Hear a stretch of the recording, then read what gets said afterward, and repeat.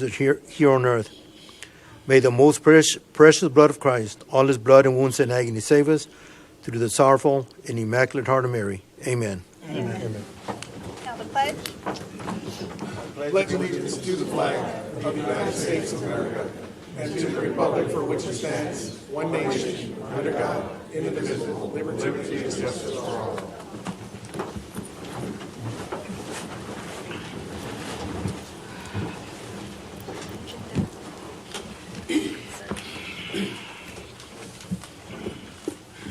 Mark? Under state law, a conflict of interest exists if a commission member or certain members of that person's family has a qualifying financial interest in an agenda item. Members with a conflict of interest cannot participate in the discussion nor vote on the agenda item. Are there any known conflicts of interest to disclose at this time? None. No. None. None. None. Item 3, announcements.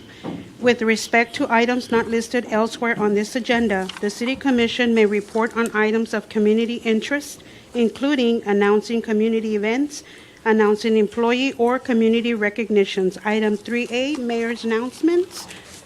Mayor, do you have anything to announce? I do. We have a pet of the week, and so I'll ask if staff can come and introduce us to our pet of the week.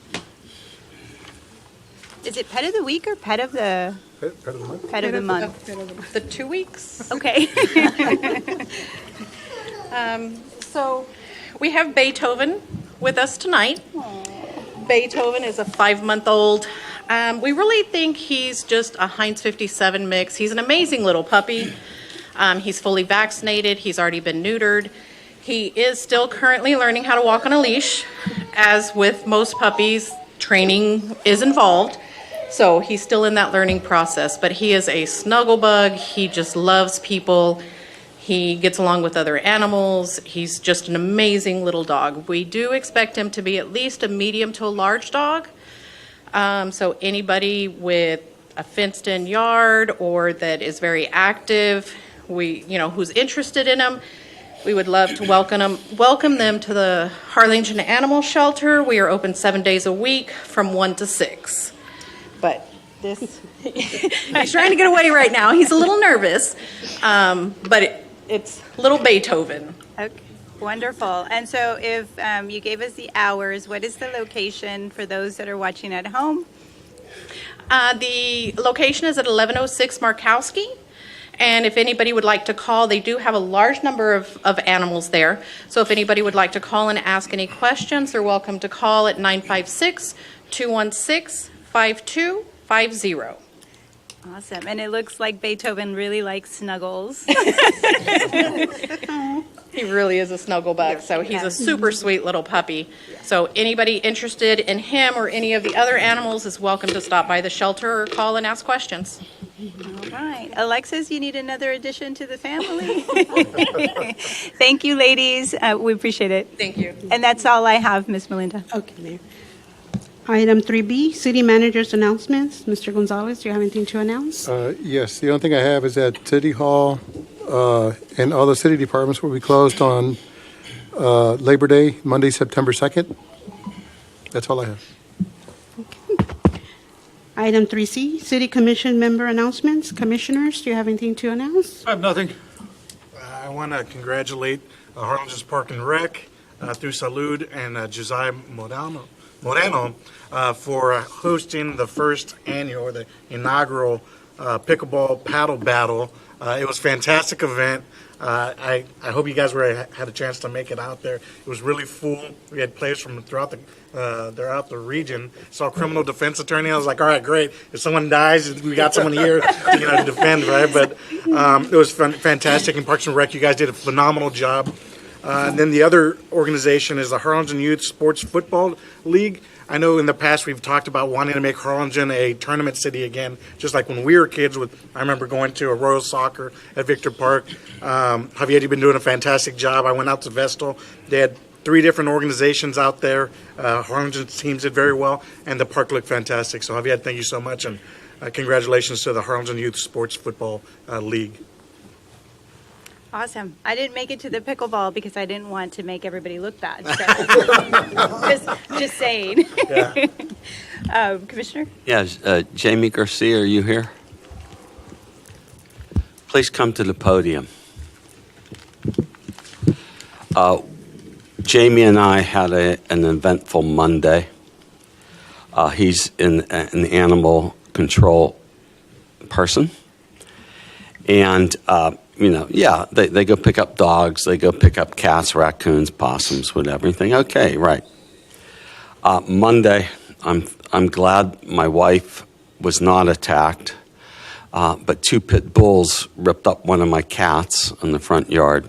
Mm-hmm. And it turns out they killed 7 cats across the street. I dialed 9, silly me. My wife was trying to save the cat, and I kicked the pit bull in the ribs. And I lived to tell about it, too. Jaime came, and the dogs were gone.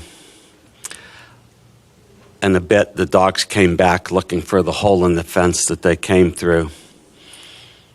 He has a hook and a noose, and he captured the thoroughbred, the pure pit bull, threw it in the cage in the back of the truck, and then the tan one that's partial pit bull, he got that one, put it in the truck. But before doing that, he had to call for police backup. The dogs were in people's front yards, and he can't go into people's front yards. And I'm emotionally involved here. We had a rough night's sleep Monday. But I just want to say a sincere thank you and great appreciation. And I have some sort of proclamation. If you can come up here, we'll take a picture. You're my hero.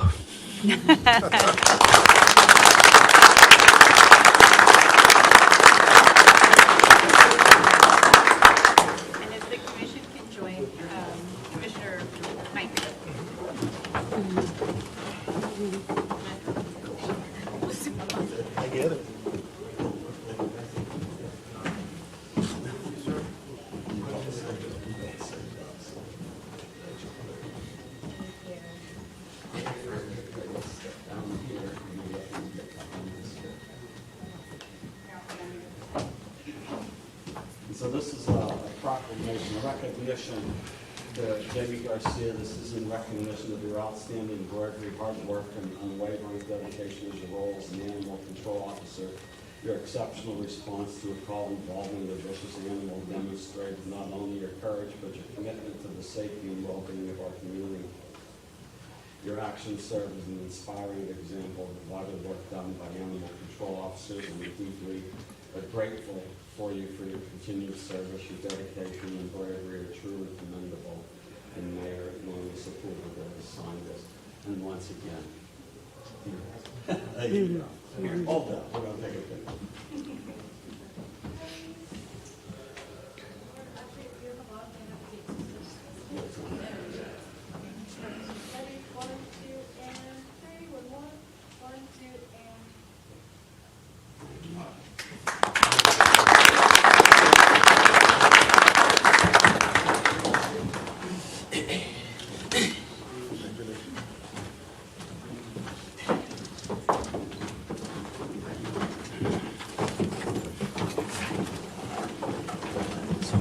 And so for those that are wondering, Mike, this animal got out of someone's yard. Isn't that correct? The 2 pit bulls, yeah, they ripped through somebody's fence and through another fence. Yeah, so awesome work. Thank you to the whole department and for HPD for having the support and the backup. Commissioner? Done. No. All right. Okay. Moving on to item 4, proclamation presentation of awards. Item 4A, presentation of recognition to the RGV rollers. Good evening, everyone. Thank you so much for joining us. Our first award and recognition is going to RGV Roller, and it is to recognize their outstanding organization, and they've made a significant impact on our community. This summer, they volunteered their time and resources to bring unique and engaging experience to Harlingen Parks and Recreation Summer Playground Program, and we are honored to recognize them not just for their volunteer services, but for their passion for promoting health and wellness among our youth. So at this point in time, I would love to invite a member of the RGV Roller to come and tell you a little bit more about their organization.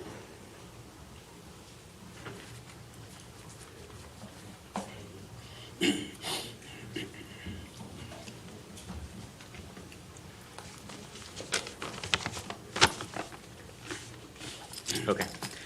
My name is Leo Korlev. I'm a board member of RGV Roller. We have JP and Nate as well. RGV Roller is a nonprofit that tries to provide kids and adults with an additional option for physical engagement activity through the sport of hockey. We want to thank you for inviting us, of course, and for the award. Very much appreciate the recognition. Thank you also to Harlingen in general for being welcoming of our programming. We've been having events here actually for over a year, including the summer-long program with Parks and Rec, so thank you for that opportunity. That said, there is so much more that we can do, and there's so much more growth to be had.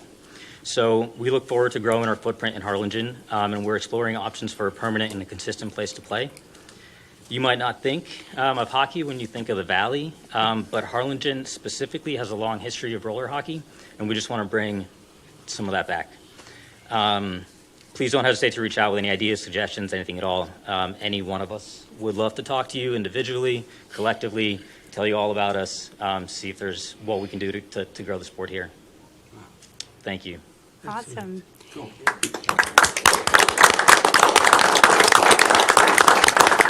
So is Jessica Wagner here today, or no? Okay, well, she had reached out initially wanting to recognize you and giving us the background and all of the wonderful opportunities that you're providing to the community. So, tell her thank her also for just putting us and connecting us together to be able to do this. It's wonderful. I noticed that lots of people in the community don't know what's out there and what's available, and so this is a great way to showcase that. So thank you for what you do. If I can get the commission to join, we'd like to take a photo with y'all.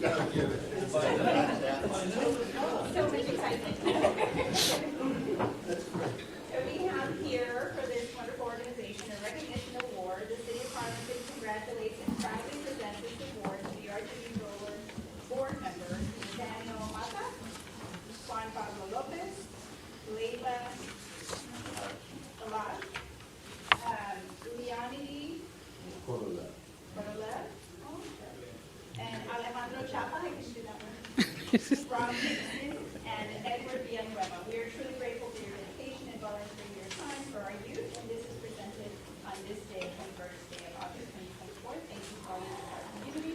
If you can, stand up. Ready? 1, 2, and 3. One more. 1, 2, and 3.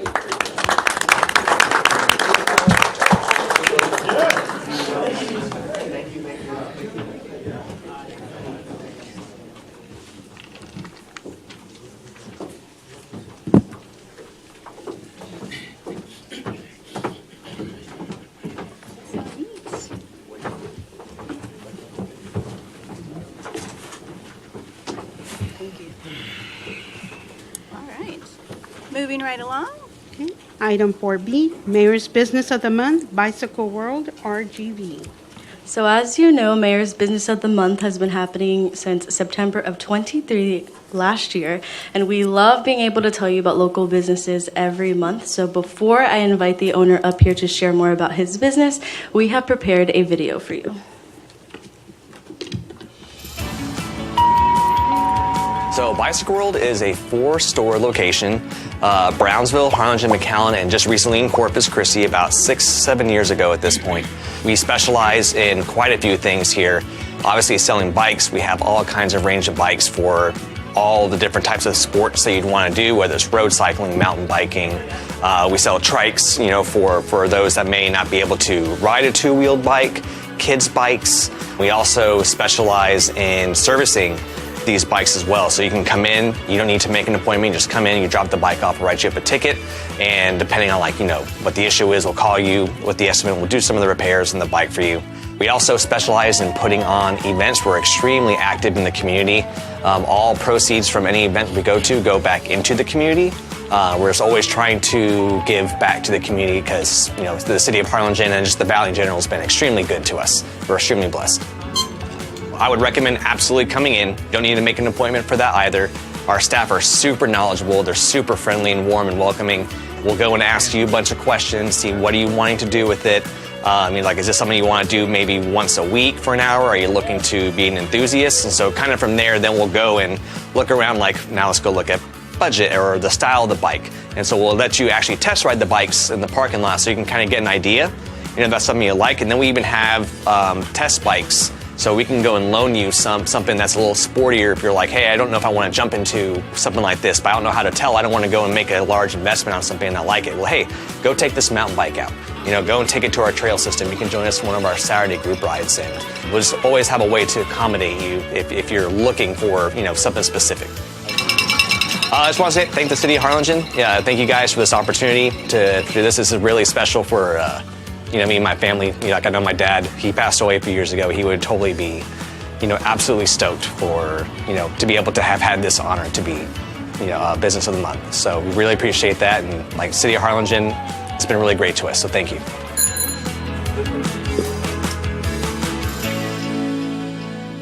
Tracy, if you'd like to come up and say a few words.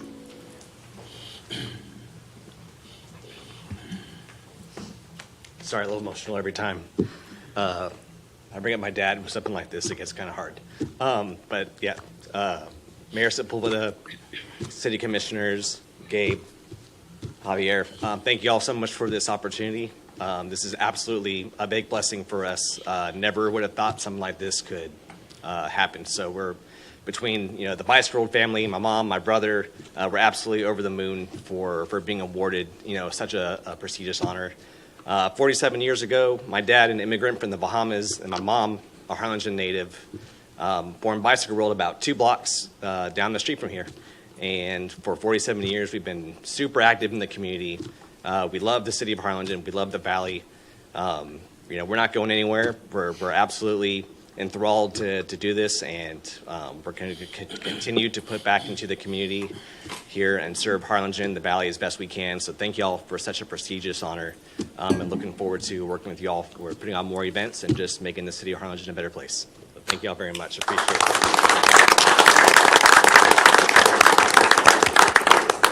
Tracy, I just want to say that you are definitely like the American dream, and being able to expand into other parts of the Valley. I didn't even know you were in Corpus, so that's fantastic. And I will say it is true. Anytime you walk in, everybody is nice and friendly. It's almost like a little party, and everybody's having a good time. And what other people might not know is all the volunteer work that you do on your own time, organizing and helping on the trails and cleaning up and actually helping our parks department. And there's a whole community that takes advantage of our trails, and you provide just that sense of community within that group to get together and maybe barbecue or get together and just hang out and clean up our trails, which is amazing. It's something that you don't have to do, but it makes it an opportunity just to get together and have a good time and give back to the community and to help support the trails that you guys just, I don't know how you do it. It's not for everyone, yeah. I will say, but the trails have gotten really challenging, and thanks to Javier and his staff and to all of the volunteers, and I think it's Vorba and all of those groups and all of the, just hanging out and putting those rides out for folks to enjoy on the weekends also. It just means a lot, and from the commission, we just want to thank you for all your service to the community, and we're looking forward to the future of Bicycle World. I'm sure there's going to be even more expansions. So if the commission will join me, we'd love to give you your award. Thank you.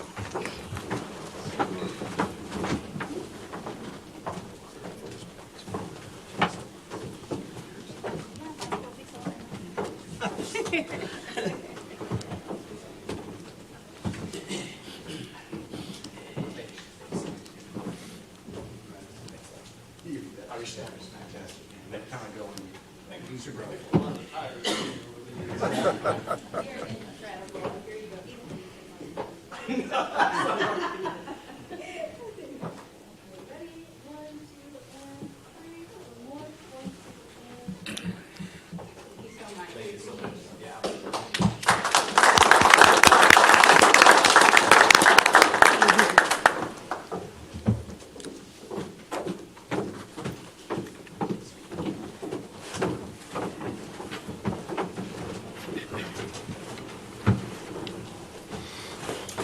All right.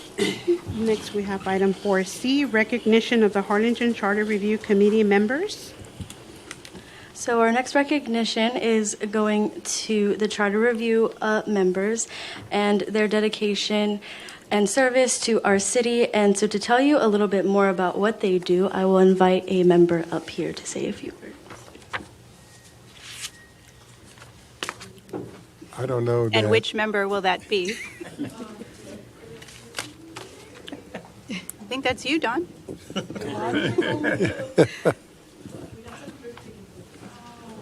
Is there anyone else here today from the Charter Review Committee? I'm the only one. Well, let us. So I get all the glory and all the blame. I saw Liz at a meeting this morning, and she said she was going to be here. I don't know what happened to her. Yeah. So What did we spend, 6 weeks? we had a 7? total of 8 meetings, so 8 it's meetings. probably about 8 Couple of weeks. Yeah. And we went from A to Z on the charter. Yes. We looked at everything, every amendment, and discussed all the amendments, and it was very intensive and lots of good discussions. And I learned a lot. I think everybody learned a lot in this exercise. So I appreciate the opportunity to be a part of it, and I know everyone on the committee does. So thank you very much, and I hope our amendments pass and we do good this fall during the election. Well, thank you for your service, and to everyone that, obviously couldn't be here today and that may be watching from home. We do appreciate you taking the time out. I think, everybody has their lives, and to be able to dedicate, I think it was once a week or whatever it is. Sometimes twice. Right, and so that means a lot, and getting different perspectives from different folks on the committee. I have a lot of respect for the work that y'all did, so thank you so much for your service. I know we have a certificate for you, and I guess the others will be mailed. Yes, we can do Will that. they be mailed? Yes. Okay. So thank you so much. All right, thank you. No, don't leave. We're going to. We're going to take a photo with you. All right. I'm it. Yes. But Callista, will you recognize, state the other names? But we can, yeah. But just don't go anywhere, Dawn. So our members are Delia Avia, Carly Burns Thomas, Melinda Weaver, Don Ray Leonard, Liz Chavez, Victor Leal, and Michael Garza. All right, and we have a certificate for each one of you.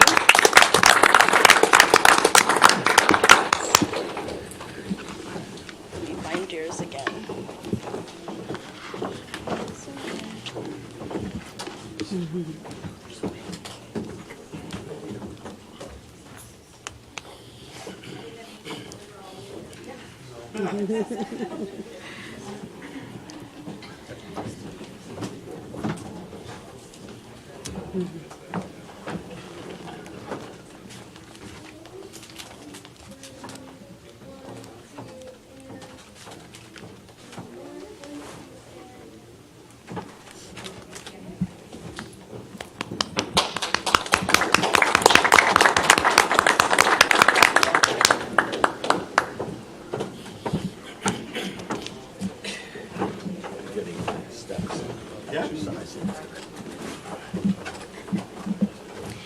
Okay, moving on to item 5, citizen communication. At this time, the public is invited to address the city commission and speak on any matter not specifically listed for public hearing elsewhere in this agenda. Please note that the City Commission members may not respond to comments or deliberate on topics addressed. Mayor, we did have 4 citizens sign up for citizen communication. First up is Mr. Manuel Bernal. You have 3 minutes, sir. Hi, and good evening to everyone. This is my first time witnessing one of these meetings, and it's actually fantastic. I really appreciate everyone's involvement and recognition of the community. So I'll be brief, Mayor Sepulveda and commissioners. My name is Manuel Bernal. I've been a resident of Arlington for 8 years. I used to be a sales director for a company named United Healthcare, a large insurance company in this area. I recently opened up my own insurance agency, Gulf Coast Assurance. We reside here out of the Harlingen area. And really the reason I'm here is because I went downstairs looking for some direction, and they said, that's a lot of questions and they're pretty loaded. So you probably should go to this commission meeting. And so here I am. Ultimately, what I want to go ahead and bring to the commissioners and to yourself, Mayor, is I focus on a certain line of business that deals with a lot of our community that is very vulnerable. I deal with seniors primarily. And what I would like to propose, and again, this can be something that someone can guide me later, but what I would like to propose are several things throughout the year that are going to help our seniors be able to not only make informed decisions on the types of insurances that are presented to them, but also educate their loved ones on how they can better assist their parents with regards to the different services that are available that are legitimate, first and foremost, because there's a lot of concern of fraud, and secondly, that are extremely beneficial and in many instances at zero cost to the member. It doesn't mean it's free. It just means it's at no cost to the member. And so I'd like to propose a couple of things that we can go ahead and speak at a later time. First and foremost, places, forums where the public can come and speak to licensed agents and have Q&A questions with regards to the types of products that are available to them, the types of services, who are the companies that provide them. And secondly, provide opportunities throughout the year where, again, said community can go ahead and be engaged with the various different types of organizations that are in the Rio Grande Valley. Not only insurance agencies that are here, but there's a lot of other organizations that are in the Rio Grande Valley that are tied to insurance, clinic systems, hospitals, different types of organizations in the government, local government that utilize certain benefits that in turn are accessible to people with certain insurances. And so that is the purpose for me being here. I would like to, like I said, thank you all again for this phenomenal engagement. I really think that this actually makes me want to come back and just be more of a part of what Harlingen is bringing to the citizenship. And anyone that's watching it, you guys should really come out here. This is great. Thank you. Thank you, Mr. Bernal. If you can give your contact information to Oscar, and we'll see if we can get in contact with you. I was looking on your sheet, and it only has your address. Thank you, and welcome. Next, we have Mr. Raymond Reyes. No, I didn't see him. Mr. Reyes? We'll come back to him at the end. I don't see him here. You see? Okay. Okay, moving on to Mr. Herman Montemayor. Okay. Herman Montemayor? Oh, yes, sir. Hi. I'm Herman Montemayor. We've talked in the past meeting. I had one question that's been brought to my attention on the city manager. Is it possible that the plot can be overturned at a later time after it's been approved by the commissions? I can't respond to your comment, but if you want to meet after the meeting, or if Javier Cervantes is here, he can talk to you about that. Oh, he's in the back. Would you raise your hand, Javier, so he can, that gentleman that's raising his hand right now? Right. If you could talk to him, he can answer your question, because I can't answer it right now. It's only because we're not allowed to. The rules are just really, the public comment doesn't allow for us to engage in a back and forth. But Javier can definitely Okay. assist you, and if you want to stick around, I'm happy to chat with you too, but I don't know how long our meeting is going to. Okay, well, to be. I'll get back to you. This is a question that was brought to my attention to ask the city manager. Okay. Okay, thank you. Yes, sir. You may want to make a distinction between a public comment and a public hearing. Yes, and so for those, and I know we have a couple of newcomers, so Mr. Bernal, and also you're always welcome, Mr. Montemayor. I understand your question, and I want to answer, we just can't, but Commissioner Lopez made a good point. We have, the last time you were here, you spoke in public hearing, and a public hearing on a specific agenda item has been posted, and so it's given notice to the public that that public hearing is going to be on the agenda, and that's the purpose for the engagement. But in public comment, those are just questions that are directed to the dais, and then we can have city staff follow up, and that's kind of the difference. Since it's not on the agenda, is why we can't respond. But we can definitely answer those questions, just not collectively. But I know Javier can, and maybe we can take a moment, and if you want to talk, if you're going to stick around for a little while, maybe we can take a little break. Okay. Thank you, sir. Okay, we have Mr. Robert Leftwich. Robert Leftwich, District 3. I just wanted to talk about the notice of public hearing on tax increase that you guys are going to vote to post. I'd like to remind y'all that when it says on tax increase, that's because the state law says if you raise the levy amount $1 over the previous year, it's a tax increase. I know you guys have a habit of saying, well, the headline is we lowered the rate. Well, you can't make this stuff up, but I'm looking at this proposed tax increase that you guys have, and now it's a 10% property tax increase, $2,536,279. That's the largest tax increase in the history of Harlingen. And if you go back from when the majority of this mayor and commission have gotten on for fiscal year 2023, the budget cover sheet says that that taxes were increased 4.57%, $1,032,000. Then you go to the next year. We already talked about this. I brought this up. Then it says for fiscal year 2024, 1.8 million. And all we hear is, well, we're lowering the rates. That's the lowest rate we've had in 20 years. Now, when you add these up and they compound, you're at $8 million of property tax increases. Because you've got $1 million that's gone on for going to be on its third year, and now you got second year of a $1.8 million increase. Now you want another $2.5 million. For this next year, you're going to have seen $8 million in taxes, property taxes. And all y'all can say is, whoa, this is the lowest rate we've had. Mesmer, Renee, I've heard y'all say that. Y'all are up for re-election. The fact of the matter is, I think voters are they're going to feel this $8 million that they've had to endure over the last 3 years. And Mr. Mesmer, I know you voted on the last 16 years. You voted to increase taxes. Mr. Leftwich, if you could just address the commission. I'm addressing the commission. I'm addressing the commission. I appreciate it if you wouldn't interrupt me. The fact of the matter is that once again, the budget is funding one-time purchases.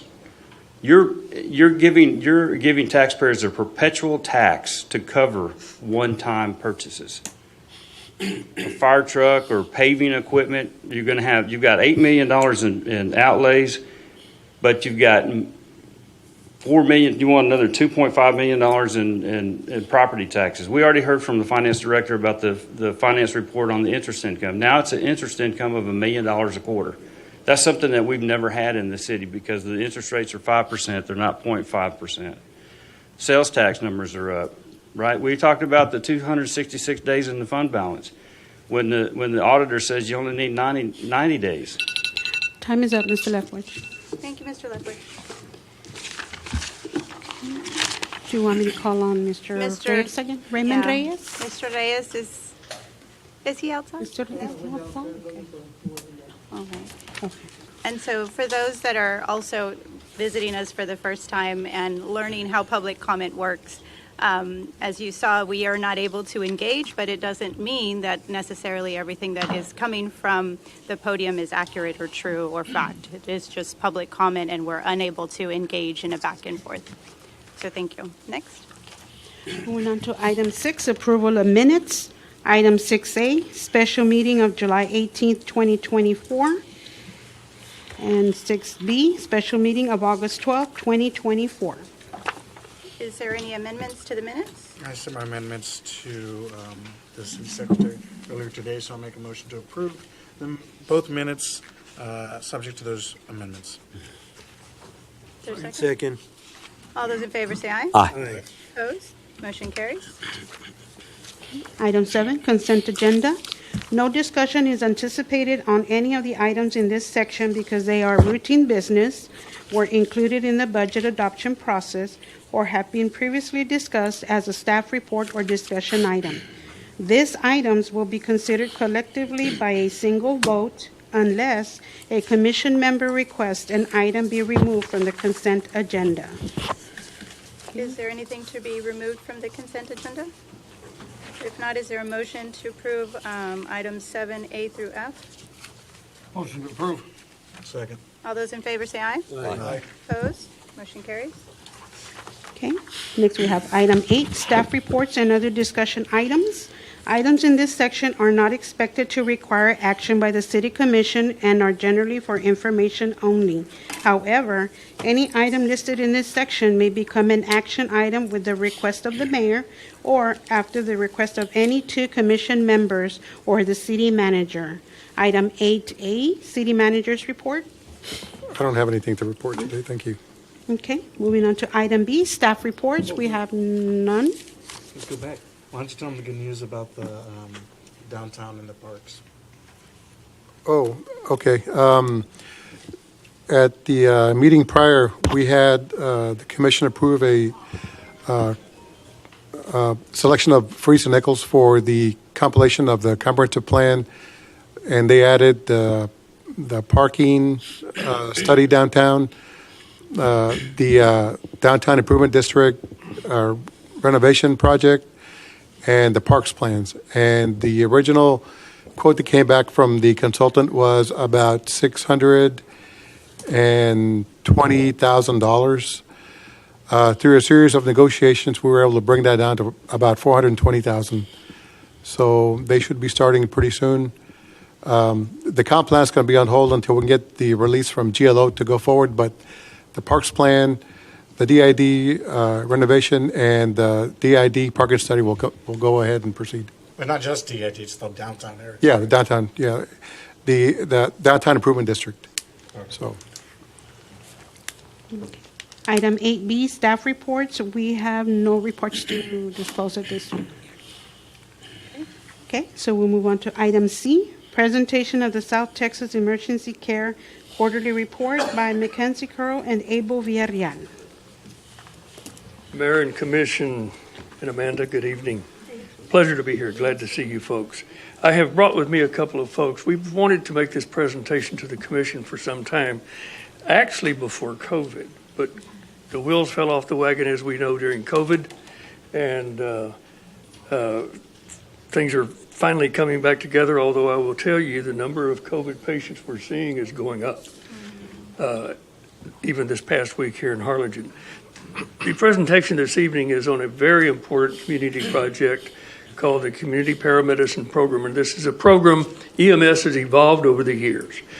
As we could all imagine, a lot of that's because of technology that allows us to carry equipment the size of a deck of cards that can run blood tests and transmit it by Bluetooth to a doctor wherever.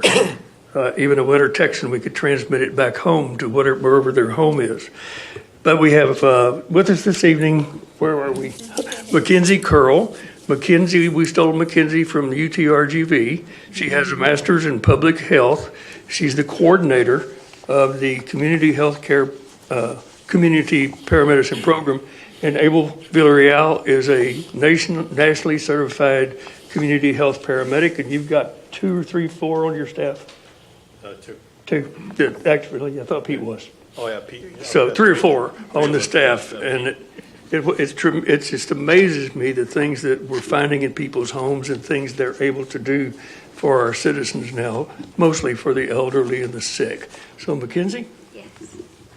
Yes, well, good evening, Mayor, Commission, and city staff. Thank you for having us today. So we're just here to provide the quarterly report on behalf of the South Texas Emergency Care Foundation. And like Mr. Aston said, we'll be focusing on the community health program. So CHP is what we refer to it as. It's a non-emergent division of STEC EMS, and currently we're addressing 2 main community issues. The first is frequent emergency department use. These are members of our community that use the emergency department 3 or more times in a 12-month period. We also address members and citizens in our community that use EMS at a higher rate than usual, and our benchmark for that is 4 or more times in a 12-month period. When we talk about these high utilizers, our benchmark for that is 3 or 4 uses within a 12-month period, but many of these members are using these emergency services as their primary health care. We actually had a gentleman the other day that has used the ambulance service 7 times in a 24-hour period. So we're talking about people that are misusing the resources in front of them, whether it's their fault or not. Our primary focus in this program is, of course, to address medical needs, as we are a healthcare provider.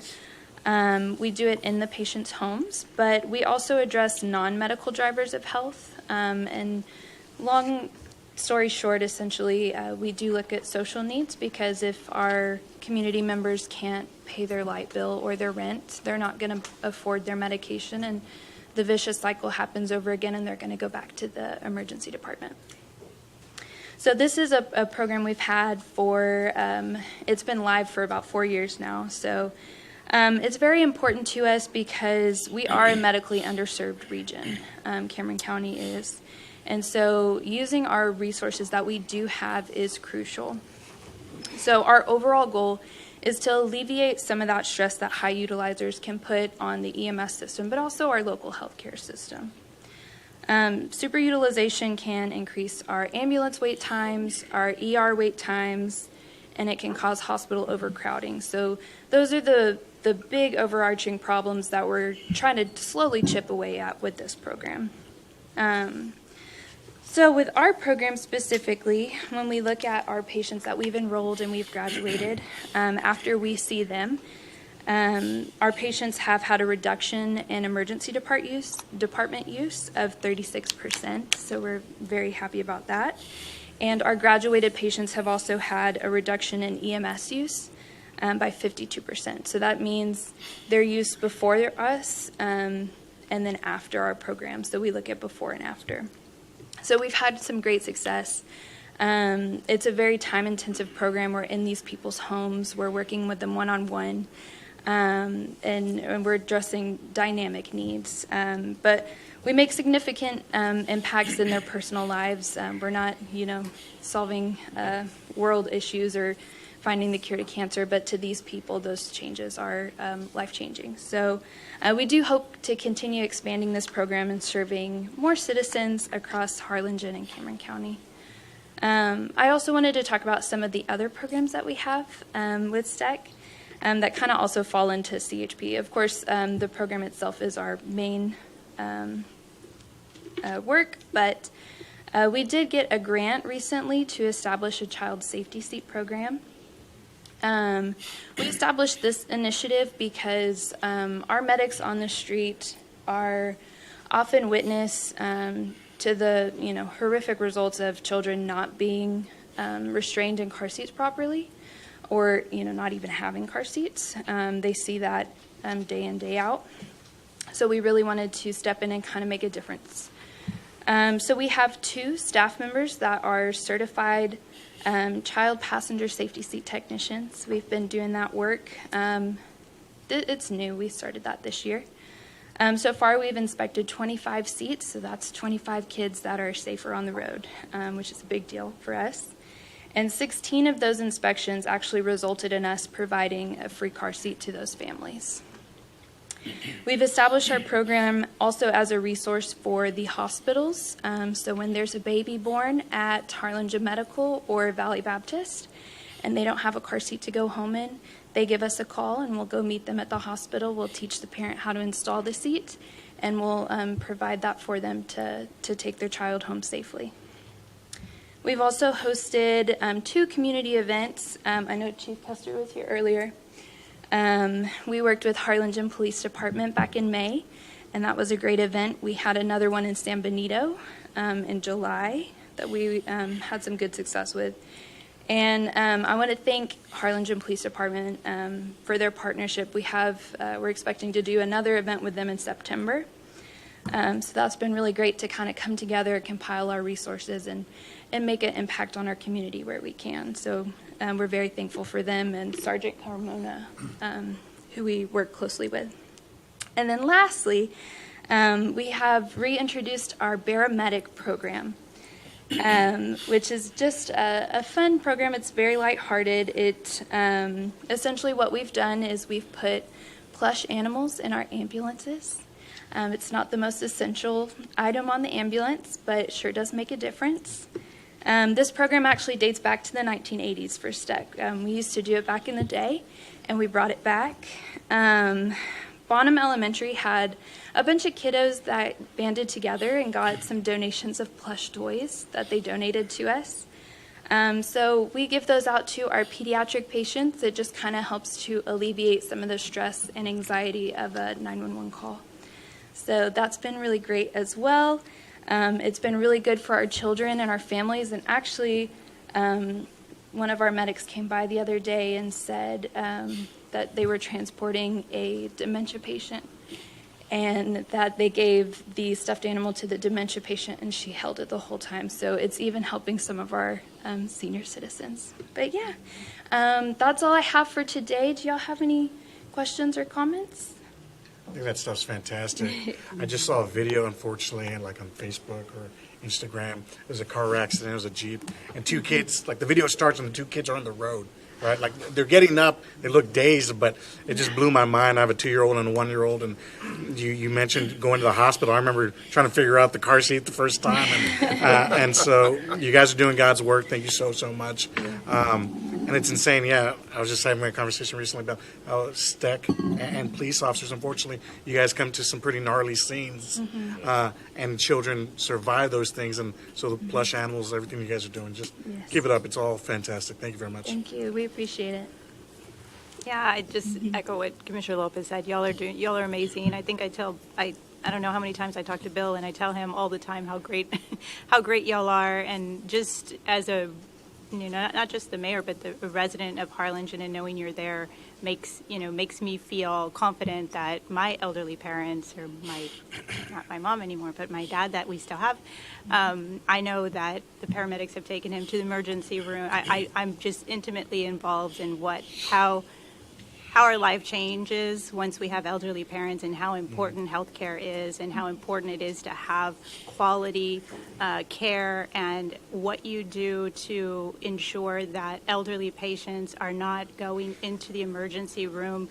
I'm sure you will know this, but people probably are not aware that you're also saving lives, because more often than not, they go in with nothing wrong with them because they just don't know. And so to your point of not having sufficient health care, or just maybe the right guardian, and then they get into the emergency room and then they come out, they have COVID, or they have some other type of infection or disease, and then that just escalates. And really, I think that what you're doing is helping our community, especially those that are the most vulnerable. I had no idea about the plush animals. Awesome job. Congratulations. We are just so lucky here in Cameron County and Harlingen to know that we have the best EMS. So thank you so much. Thank you. We appreciate your time. Thank you all for coming, because I get to go to their meeting once a month as the city's rep, so I get to hear about these programs far more often than you do. And I mean, you talk about a group of superheroes at STEC, we've got them, so well done. Yep. Thank you, sir. Thank you.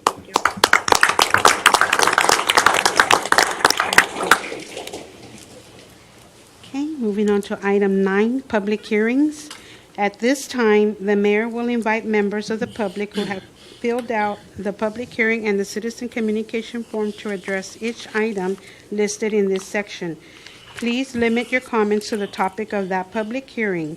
If more than one public hearing is being held, you will be allowed to speak during each topic, provided you have filled out the public hearing and citizen communication form for the appropriate topic.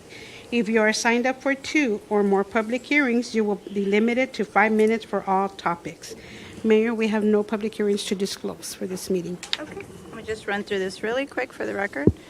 Item 9A, public hearing for rezoning request from not designated district to residential single-family district for 3.79 acres of land out of the Briggs-Coleman Survey 28, located along the north side of Tovar Road, approximately 3,000 feet west of FM 507. This time we'll open the public hearing, having no one here to speak for or against, or having signed up, we will close the public hearing. Moving on to 9B, public hearing for rezoning request from residential single-family district to residential duplex district for a property located at 1112 West Fillmore Avenue, bearing a legal description of Lot B, Block 2, Southwest Harlingen subdivision. We'll open the public hearing at this time, having no one here to speak for or against this item, and no one signed up. We will close the public hearing. Item C, public hearing amending the City Harlingen Code of Ordinances, Chapter 109, Subdivisions, Article 1, Section 109-1, definitions by amending the definition of a major subdivision and removing the definition of a minor plat, Article 2, Section 109-27, variances by adding a provision which restricts variances to subdivisions that are subject to the model subdivision rules, in Article 4, Section 109-87, general process for a major plat, by removing a reference to a minor plat, and Section 109-88, minor plat approval delegation, by removing this section in its entirety for the subdivision chapter of the Code of Ordinances. This time we'll open this public hearing, having no one here to speak for or against, or having anyone to sign up. We'll close the public hearing. Okay. Item 10, action items. City Commission will discuss, consider, and take any action deemed necessary on items listed in this section, including the adoption of a resolution or an ordinance. Item 10A, consideration and possible action to approve an ordinance on first reading for a rezoning request from not designated district to residential single-family district for 3.79 acres of land out of the Briggs-Coleman Survey 28, located along the north side of Tovar Road, approximately 3,000 feet west of Farm Road 507. Applicant Terry and Robert Cortez, Planning and Development. Mark, do you want to read that ordinance? Sure. An ordinance amending the Code of Ordinances of the City of Harlingen, rezoning from not designated in district to residential single-family R1 district for 3.79 acres of land out of the Briggs-Coleman Survey 28, located along the north side of Tovar Road, approximately 3,000 feet west of FM 507. Applicant Terry Roberts Cortez. Make a motion to approve. Second. Item 10B. No? All those in favor say aye. Aye. Opposed? Motion carries. You're on fire, Melinda. I'm on fire. Item 10B, consideration and possible Melinda. action to adopt an ordinance. Oh, Linda, sorry, give me a sir. second. Can we get IT to come in and get this thing going? What's that? His screen is Oh. not working. Okay. Oh, your screen's not working? Yeah. Want to swap seats? Raj, It's right I up have there, them on too. my iPad. I can. He's going to take care of that. Thank you. Okay. And it's up there, too, Commissioner. Okay. But yes, if we can get that working. And now we're on to B. Consideration and possible action to adopt an ordinance on first reading for a rezoning request from residential single-family district to residential duplex district for a property located at 1112 West Fillmore Avenue, bearing a legal description of Lot B, Block 2, Southwest Harlingen subdivision. Applicant Greg Marr, Planning and Development. Mark? An ordinance amending the Code of Ordinances of the City of Harlingen, rezoning from residential single-family R1 district to residential duplex R2 district for a property located at 11112 West Fillmore Avenue, bearing a legal description of Lot B, Block 2, Southwest Harlingen subdivision. Applicant Greg Marr. Motion to approve. Is there a second? Second. All those in favor say aye. Aye. Opposed? Motion carries. Item C, consideration and possible action to adopt an ordinance on first reading amending the City of Harlingen Code of Ordinances, Chapter 109 Subdivisions, Article 1, Section 109-1 Definitions by amending the definition of a major subdivision and removing the definition of a minor plat. Article 2, Section 109-27 Variances by adding a provision which restricts variances to subdivisions that are subject to the model subdivision rules. And Article 4, Section 109-87 General Process for a major plat by removing a reference to a minor plat, and Section 109-88 Minor Plat Approval Delegation by removing this section in its entirety from the subdivision chapter of the Code of Ordinances, applicant City of Harlingen Planning and Development. Read the caption.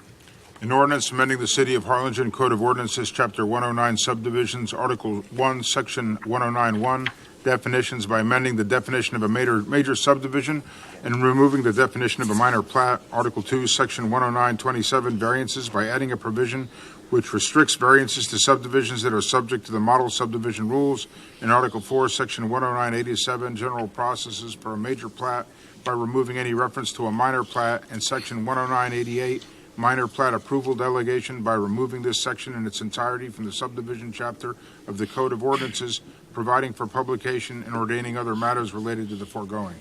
Make a motion to approve. Second. All those in favor say aye. Aye. Opposed? Motion carries. Okay, you did a phenomenal job in the Yeah. summary. I literally had to do a legal brief on this, and I was like, I should have had Javier written the background, man. You did a fantastic job. Keep it up. Thank you. Thank you, Javier. Item D, consideration and possible action to approve an ordinance on first reading amending the City of Harlingen's budget for fiscal year 2024 finance. Good evening, Mayor, City Commissioners, and staff. This is a first reading on our second and final budget amendment. I have summarized the items on the executive summary. All of the revenues, so we're amending an increase in revenue of $1,283,797. I've listed out all the detail. The most notable ones are sales tax, of course, because we've done better in sales tax, so we were increasing that. Licenses and permits for building permits, mechanical permits.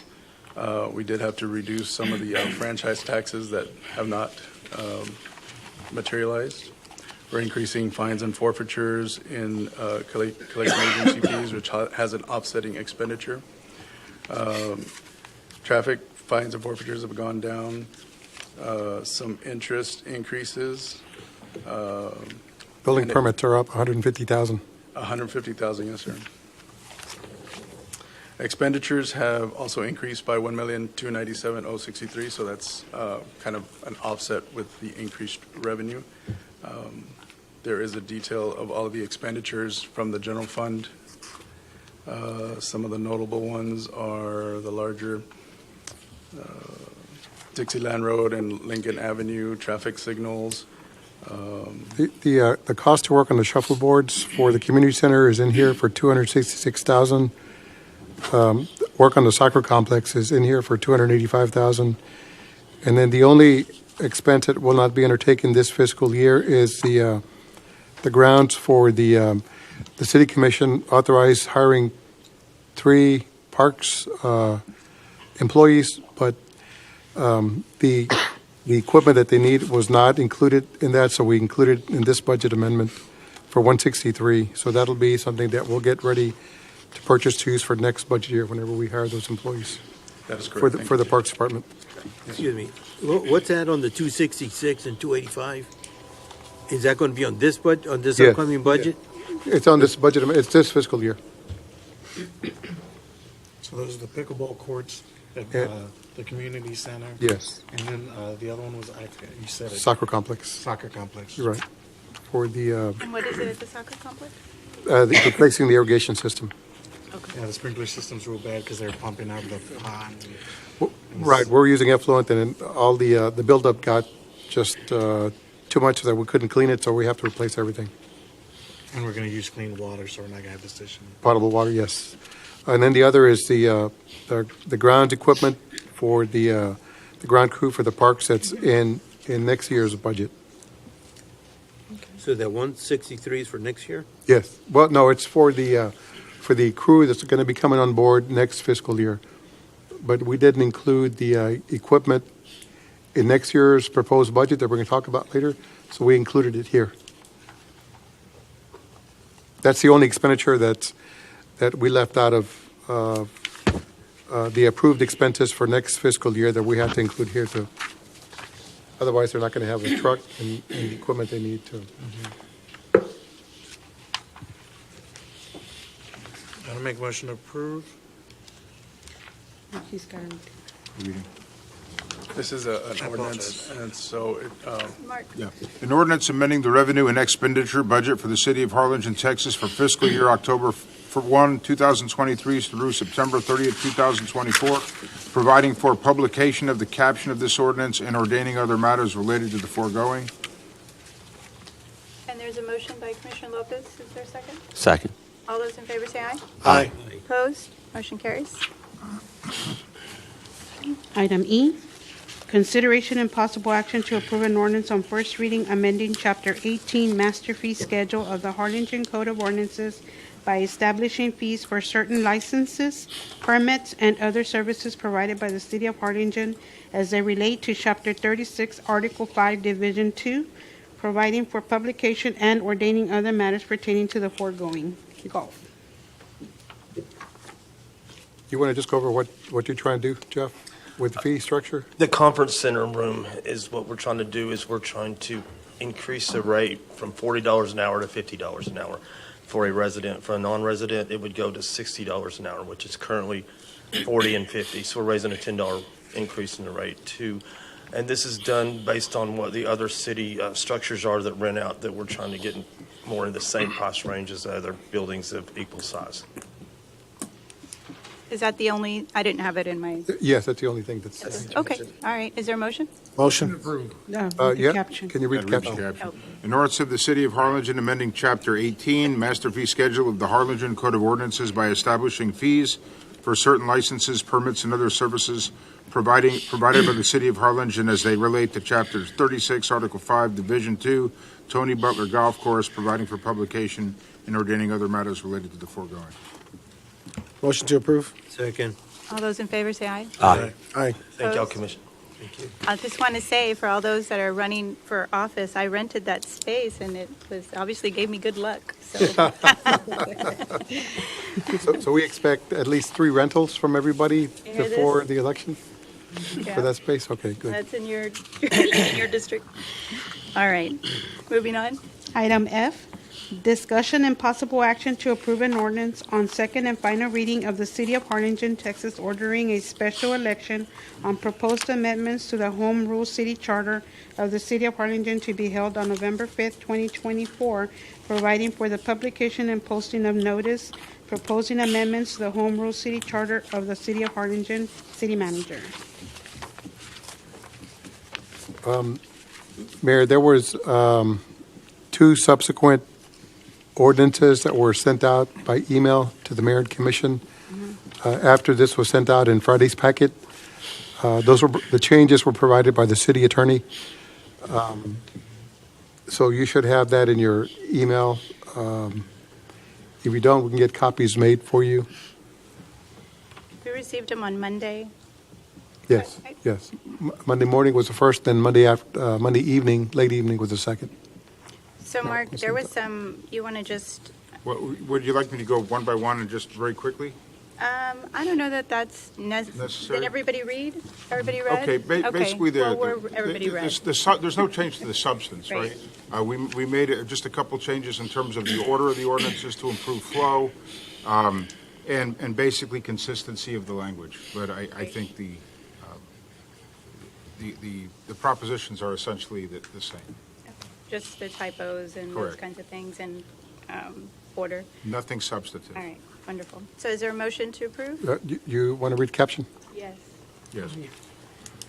I'll read the caption of the ordinance that's amended, not the one that's in the book, okay? Yes. An ordinance of the City of Harlingen, Texas, ordering a special election and proposed amendments to the Home Rule City Charter of the City of Harlingen to be held on November 5th, 2024, providing for the publication and posting of notice, proposing amendments to the Home Rule City Charter of the City of Harlingen, providing for dates for early voting by personal appearance, providing for deadlines for application for absentee ballot, and providing an effective date. Do you have a motion? Motion. Second. All those in favor say aye. Aye. Opposed? Opposed. Motion carries. Item G, consideration and possible action to approve an ordinance on first reading amending the Harlingen Code of Ordinances, Article 3, Vehicle Towing, modifying the fee schedule, and to appeal all ordinances in conflict therewith, providing for publication and for an effective date. Police Department. Mayor, Commissioners, this is just an update to the record ordinance, cleaning up some language. Years ago, we had language in there that would allow us to hold a vehicle that didn't have insurance and require the owner to get 6 months' worth of insurance. We no longer enforce that, and removing that out of the ordinance, updating the fees a little bit, especially with the increase in tax rate, things like that from nationwide, but just to make it viable, and adding some additional language in here just to make it easier. Just to give Mayor, I've reviewed this, and it's basically city code. I reviewed the changes to the city code, and it's fine, but it needs to be in ordinance form, because it's not. So I suggest we maybe bring it back at the next meeting and vote on it at that time. Well, it says ordinance here. But it's not in the book. But it's not in an It's ordinance. city code, it's not, yeah, but it's not, what you have in your packet is city code that's edited. It's not in ordinance form. Right. I think, yeah, that's We something need a that's, motion to table?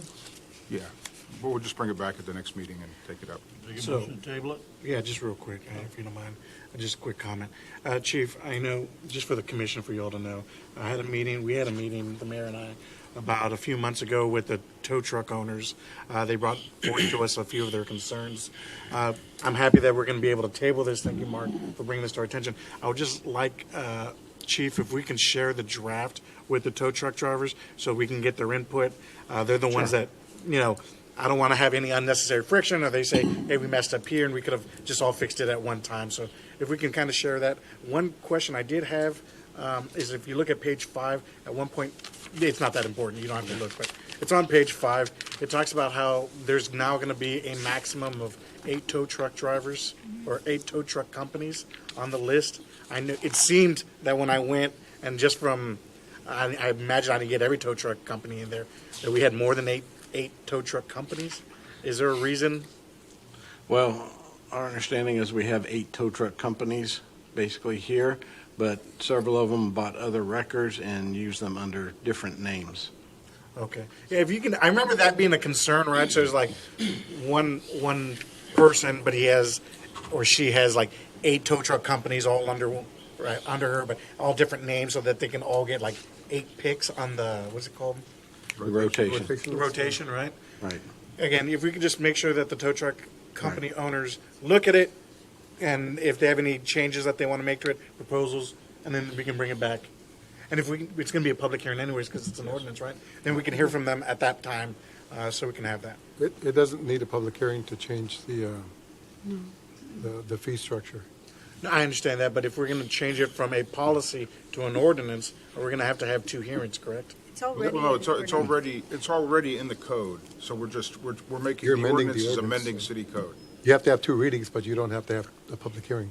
Okay, well, let's have a public hearing then. It's amending the ordinance. I agree that we should have the public input. I don't know necessarily we need to have it listed as a public hearing, but I think that we should have when the agenda item comes up.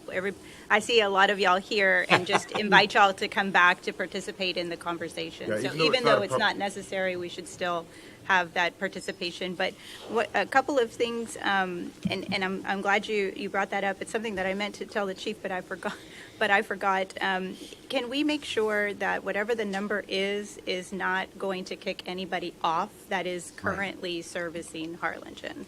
So if it's going to be a number, then that number that, and I agree that there should be a cap. Since you're raising the rates, you might have more people coming into Harlingen, and we don't want to really have where it's just, inundated with more companies coming into Harlingen. But the ones that came to the meeting and that are already servicing Harlingen, we want to make sure that all of those folks are able to continue to provide this service.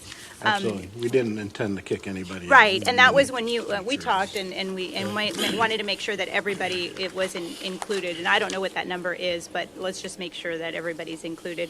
The other thing I was going to suggest, I was looking, before coming over here, I was looking at another city's rotation list, and it looked like, and it's something, and I can send it to you later, I just was looking at it before coming, they had two separate, it was City of Brownsville, and they have two different lists, and one is for, I think, like a light duty, and one's for heavy duty.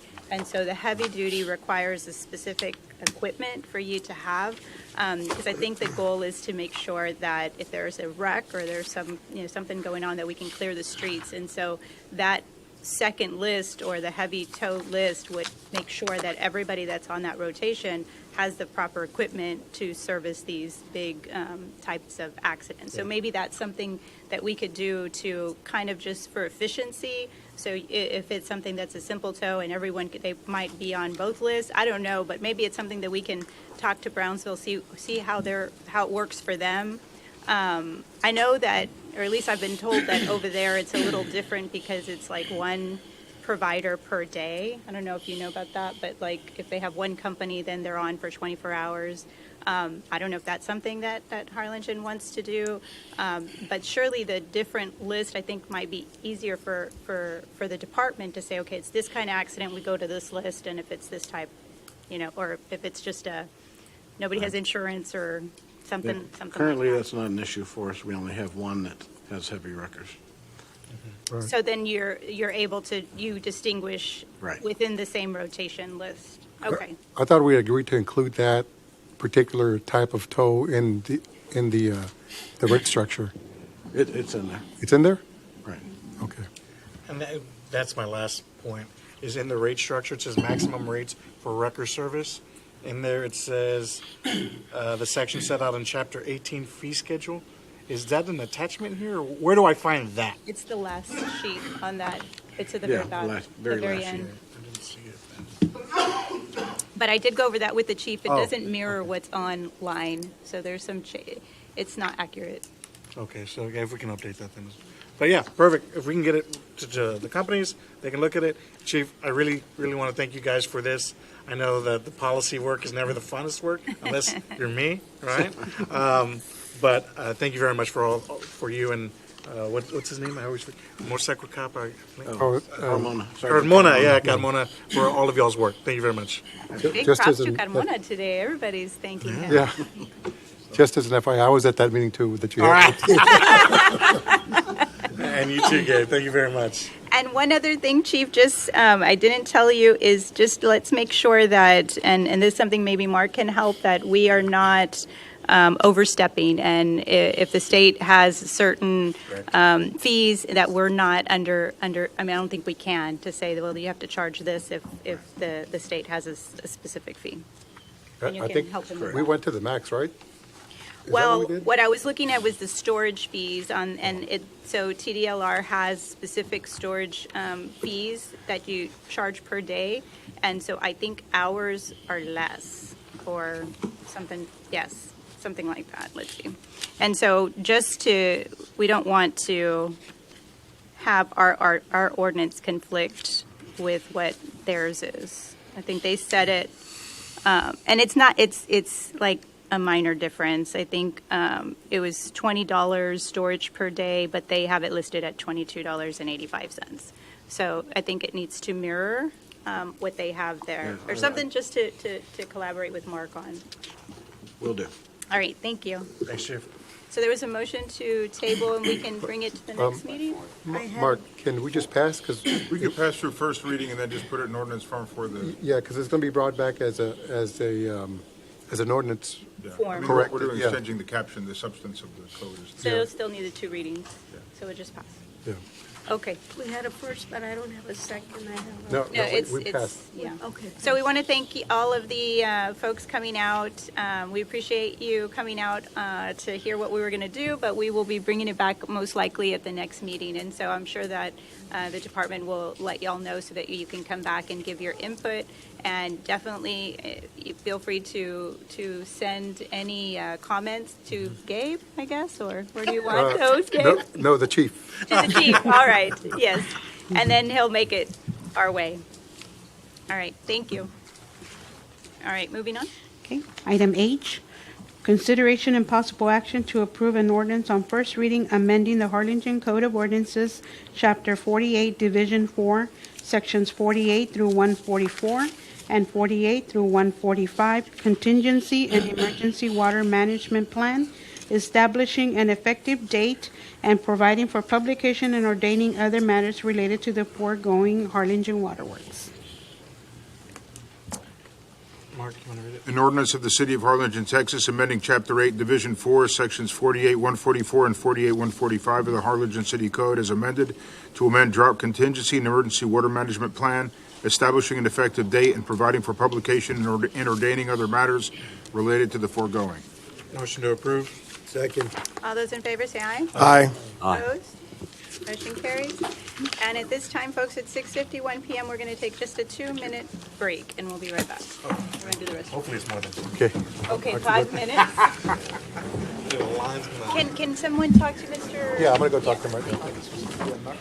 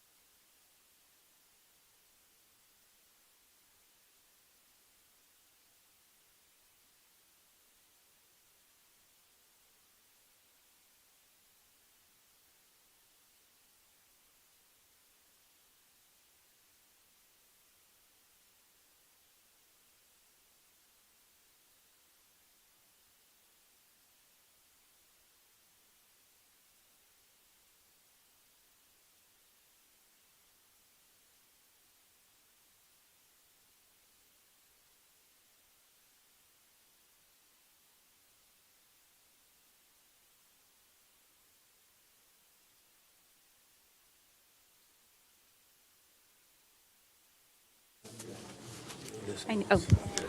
All right.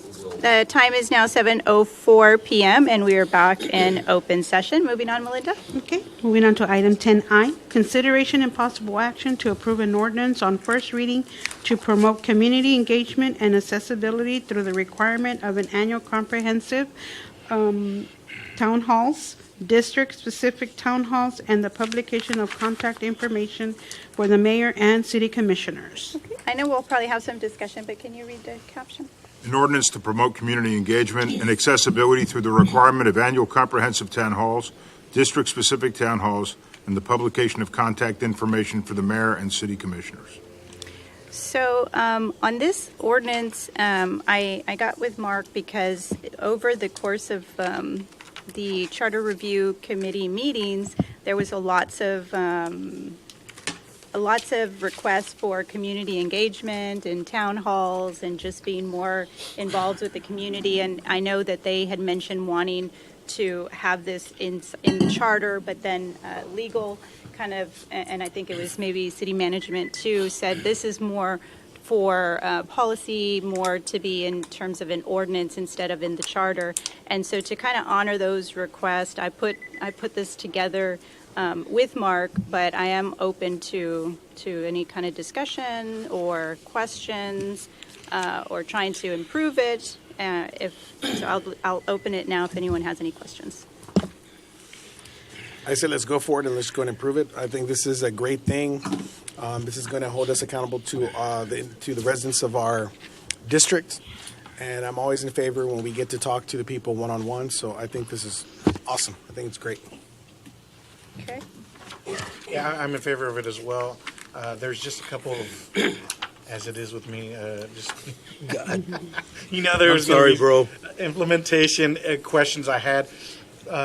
As is written right now, it's going to be passed immediately. I would ask that it go into effect and that its calendar be based on the fiscal year, and that what we would do, the way we would do it is when we do, let's say, our first meeting in October, we would set the dates then for the town halls for the whole year.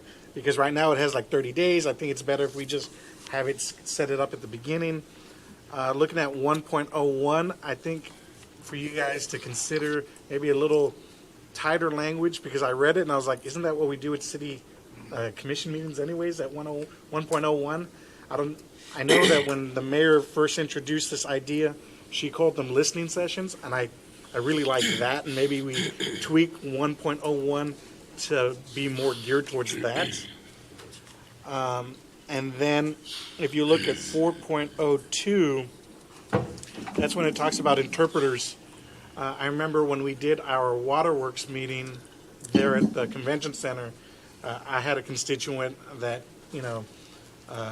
didn't really understand. They would like an interpreter there. And it says upon request. My question is, when does the request have to be made by? Are we going to always keep an interpreter on hand? Does this commission want an interpreter that's like certified, or does anyone who knows Spanish, like my Spanish is terrible, so I could not be the interpreter at all, but what does that mean to people? What does that mean to you guys, and how do you guys want to implement it? Then the next one, 5.01, just in the spirit of cutting out red tape, it says, following each town hall meeting, the city commission shall direct city staff to compile. I'm just saying city staff should just do it. There shouldn't be any action on us to ask city staff to do it. They should just do it anyways. 5.02, if you guys have a chance to read that sentence, it says the city commission shall ensure that resident feedback is incorporated into decision-making processes, and this is where I have my question, and communicated transparently to the public. I don't know what that means. I don't know what the intent there is. I don't know. That might go back to open spaces or public spaces. What they were talking about is putting more of our information on the web, Facebook. Mm-hmm. I can send you my notes. I redlined it, just my questions. That's where I'm coming from. But I think the spirit of this, the intent of this is fantastic. Okay. I think I can address some of just so that way we can kind of clean it up a little bit. The fiscal year, I think that's a good idea after your, I think, and talking about the ability to even complete it by the end of this year, right? And things of that nature. And so that works well. I don't know that we'll be ready to designate those dates on October. So maybe not have that on here, Yeah. but that can be the goal. We can Practice. strive to do that. But I do think that the fiscal year works well. The town hall, I think, during those meetings, and again, I think I attended two, so I'm not sure if there was continuous discussion, but it was town halls. We want town halls, and I think most people think of town halls as an elected official holding a town hall where they're speaking, and then folks can come in and engage and ask questions. So I think it's clear, but if we want to kind of define what a town hall is, I think we can do that, or think of another term. My concern of just doing only listening sessions is then I know that this commission, right, will ensure that it is a town hall where you're giving updates to the community, because everybody has done that in their districts and done it wonderfully. But in the future, a listening session, could mean I'm just going to sit here and listen to you the entire time. And so I want to make sure that there's active engagement with the commission moving on in the future, right? And so everything, I think that what I put here is something that this commission is already doing, but we would like for this to live on when we all move on to different times, right? And our kids are grown, and maybe they sit on the commission. Who knows? Moose would do really well as Yeah, you do well. Yes. So anyhow, that's the idea behind that. So however you want to clean that up to give a definition, or if you want to change the name, but just I so think long. everybody understands town hall, and just leave it alone. Okay. So there's that, and sorry, let me just give me one more. I think that's okay. I think that you're right, and we can strike the city commission and just say that following each town hall, the city staff will put that summary together, because it's just a summary. It's not any direction from us. And then the interpreter, I don't know, but I would encourage maybe city staff to give us some suggestions on how we can get that done, and what's the best way. I know that I was telling you that in Hidalgo County, the bailiff just does the in Cameron County, they've got it down, right? You just have to wait sometimes. But in Hidalgo, it's the bailiff just stands next to the defendant and says, and does the interpretation. And so I don't know if DeLua wants to serve as our do the interpretation. But the lady from Harlingen Waterworks, whoever that was Flo, wasn't it? Yes. Right? She did amazing. Maybe we can have her come and by per request. I don't know. We can put a notice as one of the suggestions on the actual town hall that we put out there. Let's put it in Spanish, saying that if you need interpretation, call this number. I love that idea. That sounds good. So that way we are put on notice that we're going to need an interpreter. Just kind of like when I go to court, they say, well, do you need an interpreter for this hearing? Yes or no? Yes. Okay, then they schedule it. And if not, then at least we've provided it in the notice. That's an excellent idea. And then to 5.02, the city commission shall ensure that resident feedback is incorporated into the decision-making process and communicated transparently to the public.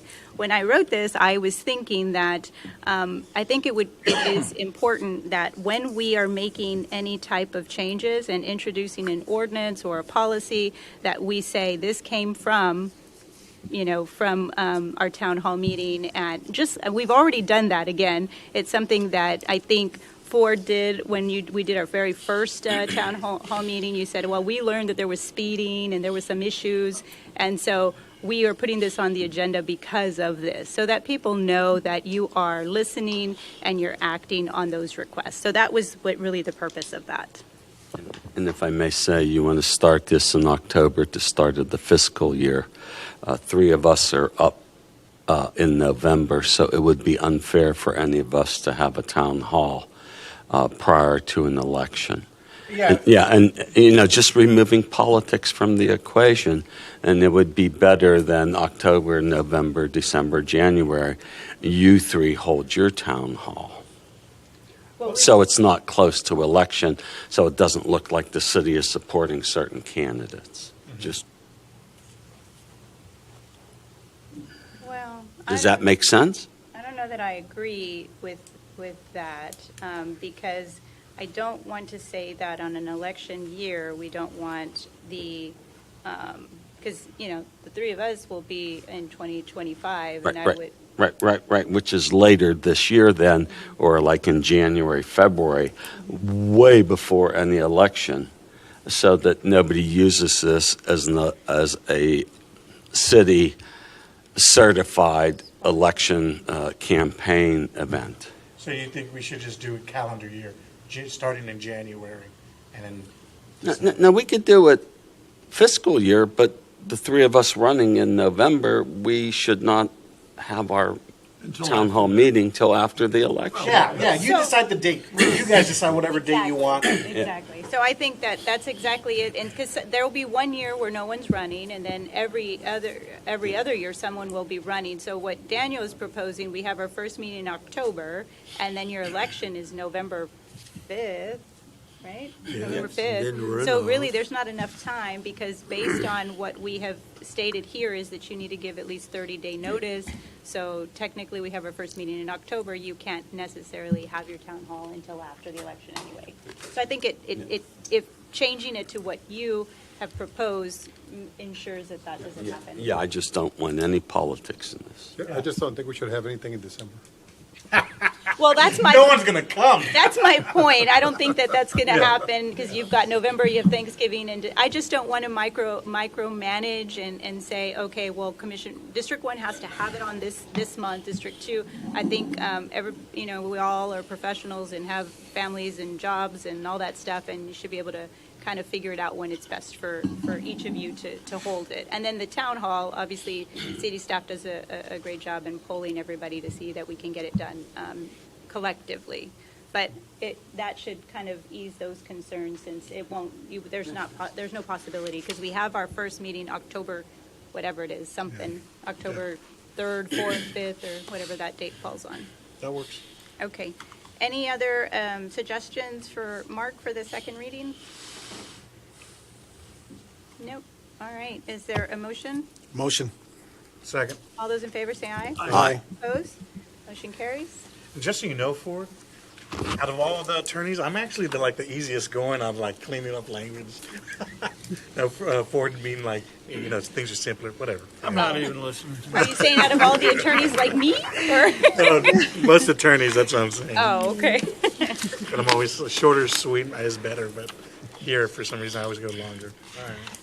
Right, that is true. It's less is more. Okay. You gonna read the caption? He did. He read the caption initially, and so it's passed.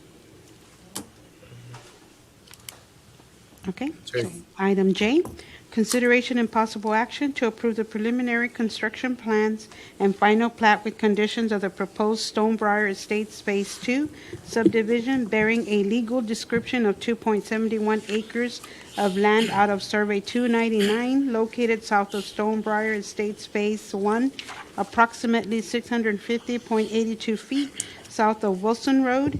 Applicant Moore Land Surveying, Planning and Development. Make a motion to approve. Second. I have a question. On some of these others that you have, something was brought up to my attention, I think it was Monday or Tuesday, in referencing the 50-year storm. Can you provide me with a map of FEMA map and make sure that's legit? So there's a drainage report that is prepared for each subdivision. So in this drainage report, the subdivision engineer has to show how he is providing storm drainage for a 50-year storm. There's different ways to do this, right? So there's an engineering report that it gets submitted to the city engineer for review and approval. So these subdivisions that are on your packet now, they're in your packet for approval because that report has been approved by engineering. I do realize that. The question was brought up a couple of days ago. All right. Is it legit? Is there a legitimate 50-year storm that's being measured? So if that's the case, no problem.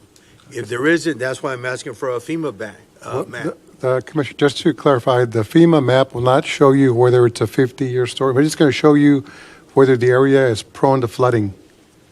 And then it's up to the engineer, both the engineer of record, and in this case Dustin, and then our engineer to get together to agree on how to properly drain it. But that's not in the FEMA map, so that's not going to show you that. He's right there, Dustin. Go ahead, sir. Yes, sir. So when we mess with the subdivision and drainage, there's really two parts. One of it is how much rain's falling, running off, going to the ditches. That's what we size our storm sewers and detention off of. And that's based off of charts, graphs, tables that are published by NOAA. And so that's where you hear the storm sewers designed for the 25. The detention is the 50-year versus the pre-developed 10. That's where that is. So that's all calculations based off of NOAA published data. Then the second part is we set the finished floor of the house based off of 100-year storm data. So that data is published by FEMA. So FEMA is basically going to say, this is your 100-year storm, everything else is, and that'll be, zone A, AH, AO, and that is something that is within the 100-year storm. And if you have a mortgage in there, your mortgage company is going to require, flood insurance on it. Everything outside of that, you have zone X shaded, which is you're outside the 100, but you're within the 500. So that's about the second best option. And then you'll have zone X, which is you should be good, theoretically. That being said, Richmond Hills on Wilson Road. On FEMA's maps, it's zone X, it shouldn't flood. But everyone knows Richmond Hills floods, has for 20 years. So what FEMA did to kind of counteract that, they have a second website called Base Level Engineering, which is it's called the FEMA Base Level Engineering. And it's another viewer which is a little more ground truth accurate as far as this area truly floods, even though it's not in a flood zone. And the city did adopt that. I think they amended their floodplain development ordinance so that we base it off of that if that's more strict than the published firms. So that is published. It's a website. You can go zoom into your area and you can see exactly what it is. So, and then in addition to that, this area, especially Drainage District 5, has models that have maps that are produced that are probably to an even more detailed level than that we can look at. And we have, high water marks that we surveyed in during the 2019 flood. So we have 4 to 5 probably different areas we can go look at. That's to see, okay, our storm sewers are designed to carry the 25-year. Our ditches are designed to carry a 50-year, but we set our houses so that they're safe in 100-year and above. So if 2019 happens again, there may be some water in your road, but your house should be safe. And so that's we use multiple sources to find that. Some are published like the firms, but we know that they're not fully accurate. Then we go to the other things that are published online that you can look those up on. Yes, sir. Thank you.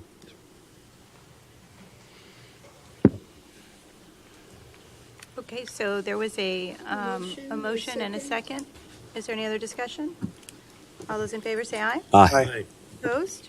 Motion carries.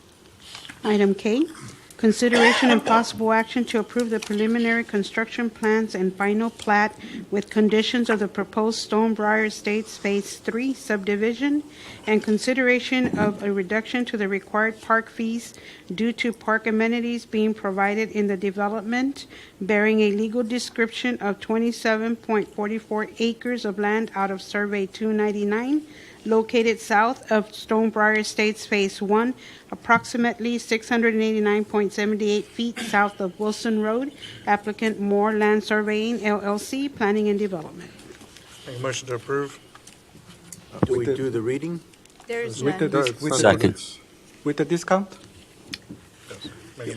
Because they're going to provide those amenities. I wanted to ask about the discount, so they're going to do their own little park and stuff? Yes, they're proposing a private park in the southeast portion of the subdivision. There's a site plan of what they're proposing to do, a playground equipment, dog park, a picnic area. It's going to be really nice. Nice, okay. Over $100,000 investment. I second. All those in favor say aye. Aye. Opposed? Motion carries. Item L, Consideration and possible action to approve the preliminary construction plans and final plat with a proposed Ramos Acres subdivision bearing a legal description of 0.863 gross acre tract of land, more or less, consisting of all of the west 110.0 feet of Lot 1 M. Garza subdivision, being a 1.27 acre tract of land out of Block 32, Pomelo subdivision, located along the north side of South SH 107, approximately 280 feet east of Pomelo Road. Applicant Salinas Engineering Associates, Planning and Development. One question. Gotta ask. Why is it unrecorded? It's a tract of land that got split up many, many years ago. So there's a house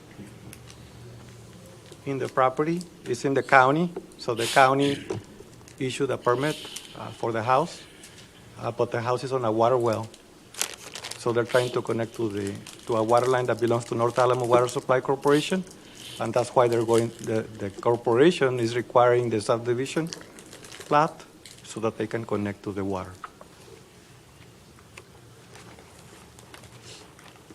Is there a motion? And we're going to get $450 in park fees. Yeah, I'll make a motion. Second. All those in favor say aye. Aye. Opposed? Motion carries. Can we take up M and N together, please? Item M, consideration and possible action to authorize the city manager to award a construction contract with Science Utility Contractors for the storm sewer improvements, systems 204 and 252, Sun Chase Drive, Sable Palm Street, and Lazy Palm Drive, designed by Sames Inc., under RFQ 2021-14, for the City of Harlingen American Rescue Plan Act, Engineering. And then item N, consideration and possible action to authorize the city manager to award a construction contract with Science Utility Contractors for the Storm Sewer Improvement System 122 Jacaranda Drive, designed by Guzman and Munoz Engineering and Surveying Inc. under RFQ 2021-14 for the City of Harlingen American Rescue Plan Act, Engineering Department. Thank you. Luis Vargas, City Engineer, for the record. So these are two drainage projects for three different areas. I'll start with the Lazy Palm subdivision and Sun Country subdivision. We're replacing approximately 1,000 linear feet of stormwater pipes. We'll also replace the stormwater inlets. For that project, as I said, there's two areas, two subdivisions for that one. We are recommending the award for Science Utility Contractors. They're the second lowest bidder. We have good references from them. We have the opposite from the from the lowest bidder. So that's the reason we're going with the second lowest bidder. What were the recommendations on signs? Have they done this type of project before? Are they Yes. usually on time? They're not going to be change ordering us, things like that?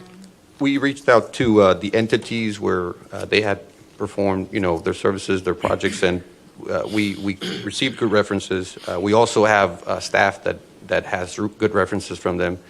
Don't believe there was change orders in the projects that they submitted as in the references, and so we believe that they'll do a good job for us. Looking at the map, it's on the bottom of it, it's A as an apple, 84. It looks like if you look at the top part, it says 15, the yellow line, it says 15, 24, 36, 18, and all that. Looks like they're going to be going through people's yards. Is that accurate, or am I misunderstanding? So this map was a conceptual design from the 2008 Drainage Master Plan. It doesn't reflect the exact locations of where the underground pipes will be.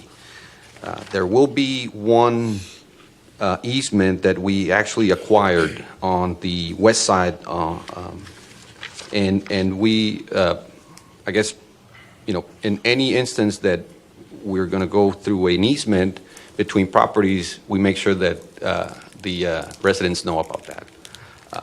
But as I say, there's a design plan for this. resembles the location map from 2008, but it's not exactly the same. We're not going to go through people's yards, in other words. And then, of course, not on private property. There's an easement. We'll make sure that we have permission to be in that easement. Perfect. And how long will this project take, more or less? Approximately 4 months. Yeah, I mean, we'll do it in phases, right? And if we have street closures, we'll let the residents know. We typically like to have a week of anticipation for the notices, for the flyers that we put on the resident stores. And so, yeah, these are timed, accurately, right? We don't want to be in construction for a long time. Could you send me that map whenever you have a chance? Yeah, sure, definitely. Thank you. There was a big difference in the amounts from the Jimmy Klausner and Sons, and on both of them, and so that was just my only concern. And I think you touched on it about change orders and things like that. Like, these are accurate numbers. Yes. So there's a difference of 16,000 between the second lowest bidder and the lowest bidder, right? Right. There's a larger difference between the fourth bidder, which is Jimmy Klausner. They're typically more expensive. Okay. And yeah, I think we also have a bid from them on the other project that, again, they're the highest bid. Which was, that was kind of my concern. I mean, they were almost double on the other, and so I just wanted to make sure that we aren't going to be reaching towards that figure with the lower bid. Does that make any sense? Like any kind of, like, if given that you said, I don't know what the concerns were with the G&G contractors, but they're kind of close in their numbers, and so I don't know if there was an issue with them in terms of that wasn't really the cost of the project, and that's why those organizations didn't. So we had an insurance estimate, and it's 653,000. So it's closer to the three lowest bidders, right? Okay. So we're, in that range of 600 to 700,000, right? Okay. That was our estimate, and so yeah, I think 1 million is a little high, and of course, as with any project, we're not looking to do any change orders. So try to put everything in the design to avoid that. I just want to clarify. You said the lowest bidder, you had some bad references. Is that correct? That is correct. Thank you. When do you anticipate to start project A024? Once we get an award or an approval from commission, we send the award letter. Within a week, we can issue a notice to proceed. Contractor has some days to prepare, to order materials and all of that. They also have to get us the bid bonds too. Correct, yes. And that takes a while. It takes about 2 weeks for that. Yeah, so we have to have an executed contract before and at the most, a month. Okay, so like October, November, they'll be starting on this project. Okay, perfect. Make a motion to approve M and N. Second. All those in favor say aye. Aye. Opposed? Motion carries. Thanks, Luis. Item O, consideration and possible action to approve a resolution adopting the Harlingen Downtown Improvement District Fund budget fiscal year 2024-2025. Finance Department. Good evening, Mayor and City Commissioners. This item is for the downtown, it's a resolution adopting the Harlingen Downtown Improvement District budget for the 2024-2025 fiscal year. The district board did meet on Tuesday, August 6, 2024, to review and recommend approval of this budget. The revenues are projected at $359,010, and the expenditures are projected at $428,768. There is a detailed schedule of the breakdown of the revenues and the expenditures. This was the same budget that we put in their packets. Yes, sir. And it didn't change. Right, correct. is this special assessment, that's the tax they pay? Yes. And so that's what it is annually for those businesses, 40,000? Yes. Make a motion to approve. Second. All those in favor say aye. Aye. Opposed? Motion carries. Item Just P. before we move on, I want to welcome our new mama back. We are so happy that you're here. We hope that you enjoyed your time. Your baby is beautiful, and you were missed greatly. So thank you for being here with us. Moving on. Item P, consideration and possible action to propose a desired tax rate for fiscal year 2024, 2025, Finance Department. So this is to set the desired property tax rate for 2024, 2025. I did prepare a comparison. So this slide right here, so we had prepared our calculation as of for the year, and then on Friday, the county calls us and said they had a change. So then we had to rework the numbers to reflect that change in our budget. This was Friday of last week when we were called by the county after we had already set the rate on what is being shown here on this particular slide. It's the third column from the right. Right here. So it was 0.520935 was the voter approval rate. It didn't affect the no new revenue rate, but it did affect the voter approval rate. So from this slide, we redid our calculation, and so it ended up being our voter approval rate is 0.527524, which is the rate that we are recommending to go with as it is reflected in the budget. We have a historical tax rate analysis. So just to Can you go back? Oh, sure. Just to mention real quick, it did go up slightly, which ended up in about $320,000 in additional revenue from. About 330. Yeah. And just so you guys know, when Gabe told me that, I tried to call dibs on that money. I knew it. But he defended y'all's honor when you guys weren't even in the room and said I couldn't do it. So No, I said that's not what it's done, Commissioner. We have to have a meeting with the commission to actually decide that. So. Yeah, and then when I heard about the additional money, I said, who's going to be asking for that Well, money? always he had already done that. money, right? Can we go to the 2004 through this year? Sure. Yeah. So I'm going to point out the tragedy of this to some people. This is the lowest tax rate in 23 years. And we just finished a whole bunch of approvals for houses and new plots of land for houses. And some people in the city view that as a tragedy, because that's going to bring in more property taxes so that next year when this comes up again, we could further reduce the tax rate. Right. And we haven't increased taxes. No.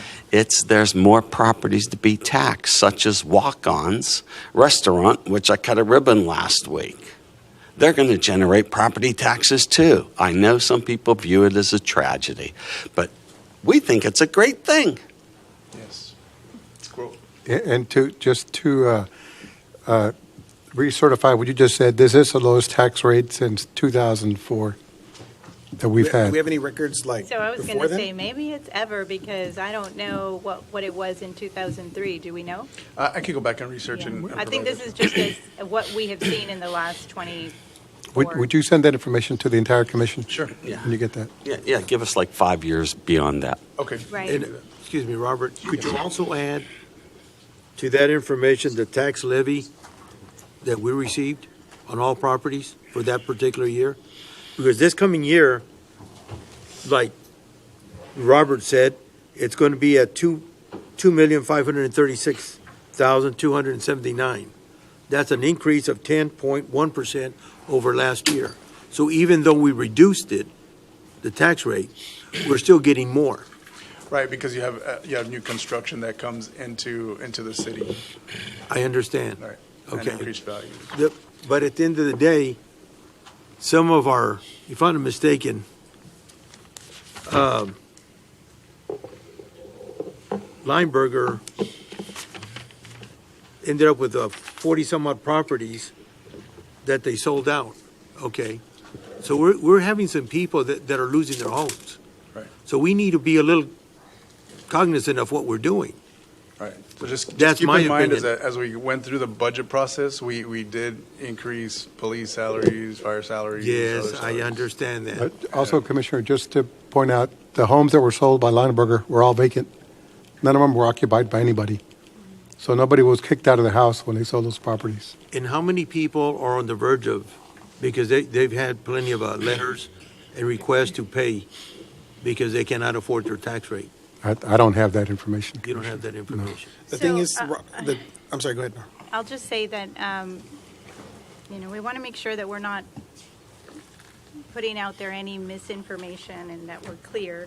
Our collections for taxes is remarkably high. I think it's like 98%. 98% is what we calculate. 98% is, and so there is a 2%, but like Gabe mentioned, that those homes that were sold were vacant, and I know that Linebarger gives ample opportunity to make payment arrangements, to really, if the homeowner is willing to make any type of payment, they work with them, and so I think that's what's great about having them as a partner in this, right? To make sure that folks can stay in their homes.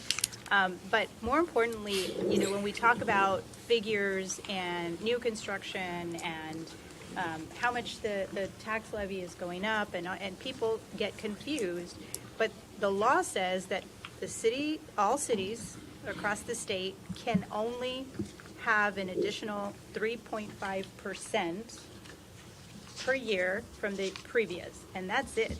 So when we start saying 10% and all these other numbers, that's just inaccurate because it's impossible. The way that the legislature has municipalities publish this information is confusing enough. And so we need to do our part to ensure that we're not adding to that confusion. So there is no amount higher than what is required, that is allowable by law. And when you think about this 3.5%, and you think about cost of living, right? COLAs that go to the employees, the monies that we have provided in the collective bargaining to support our first responders, all of the additional paving, crew that we've got, being able to bring on additional parks. If you keep the rate the same, which is what maybe some folks might want. I'm a taxpayer too. I live here. You live here. You live here. We all pay taxes. If you keep it the same, then you can't have anything else. So if we're going to continue to be able to provide these additional incentives to retain police officers, to make sure that they have the equipment they need, to retain our employees, to have the best equipment so that way they don't get hurt. Those things are important, and in order for us to provide additional services to our community, we also have to. So cities are not immune to inflation. So the things that we have to, we've seen here that the things that what cost one price today may be more tomorrow and further down the line. So we have to be aware of what is required, and I think that adopting the voter approval rate, that is what is intended. When the legislature capped it at 3.5%, it was with the understanding that most municipalities are going to be collecting 3.5% in addition, so that way they can keep up with the additional expenses that are incurred by a city, just like an individual would have. It costs more to go to the grocery store and to buy groceries. It costs more to buy the things that are needed for city staff and to provide those services. And I don't know, do any of you up here know the rule of 72? The what? The rule of 72. We just increased our insurance premium 5%. If we keep increasing our insurance premium at 5% in 14 years, the insurance premium, the cost to the city, has doubled in 14 years. The rule of 72, take any number into 72 and you get the years it takes to double. So that you speak of inflation.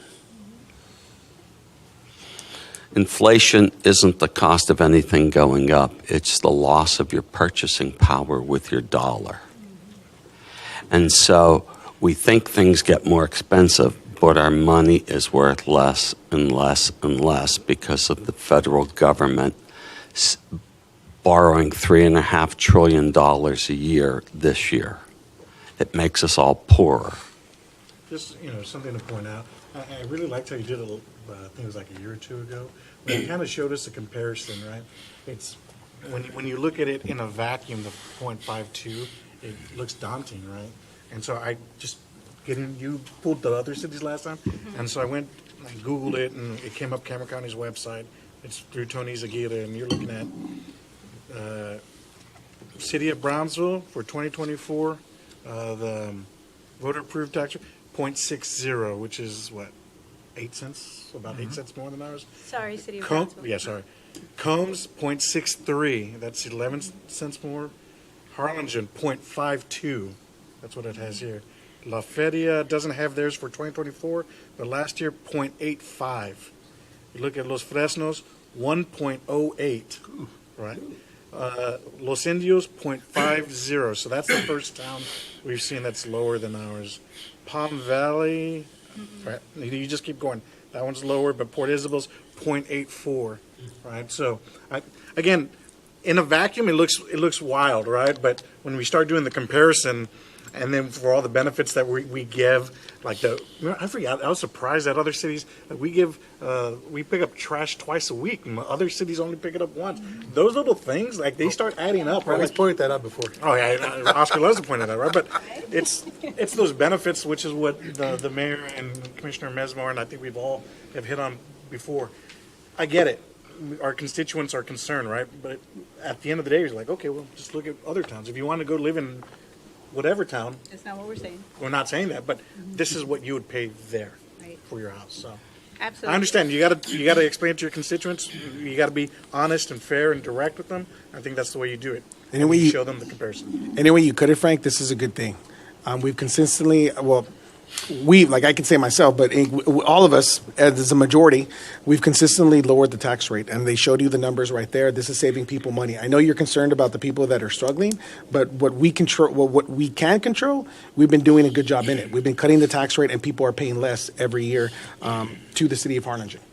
So I would not listen to all these other people who have some type of ulterior motive for spreading all these rumors and these lies about tax increases, but the numbers don't lie, and you see them right in front of you. Yeah, these are the numbers I'm gonna read to you, the ones that are in the packet, not what I just received when I sat down.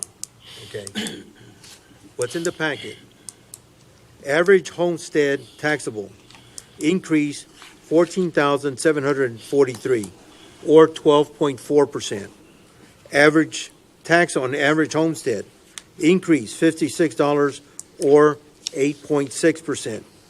Total tax levy on all properties increase 2.5 million and change, or 10.1%. That's what I'm reading. But that's not us doing that. That's not us doing that. That's the Cameron County Appraisal District, who every 3 years can go through and bump up your value of your house. And that's because we're going to do what? We're going to use a tax rate of 0.5275 or whatever came in at the last minute. That's what I'm basing this on, Mike. So But at the end of the day, it's very clear. Okay, we're going to have a vote, and we'll just proceed.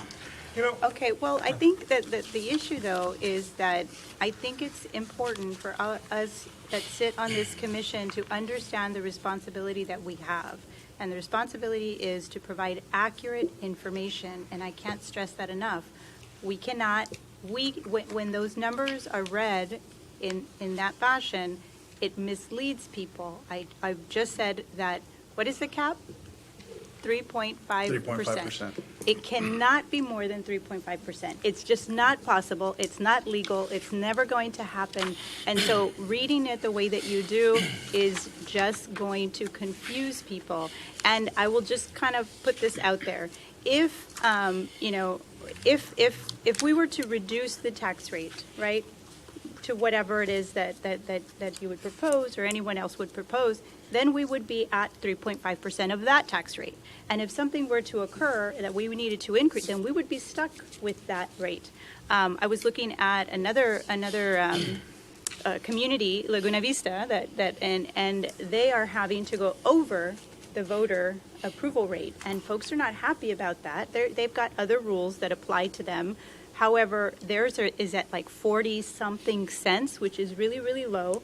And they're saying, how are we going to be able to generate enough revenue to even run the city? So now they're having to increase it because they have it so low, because they can't keep up.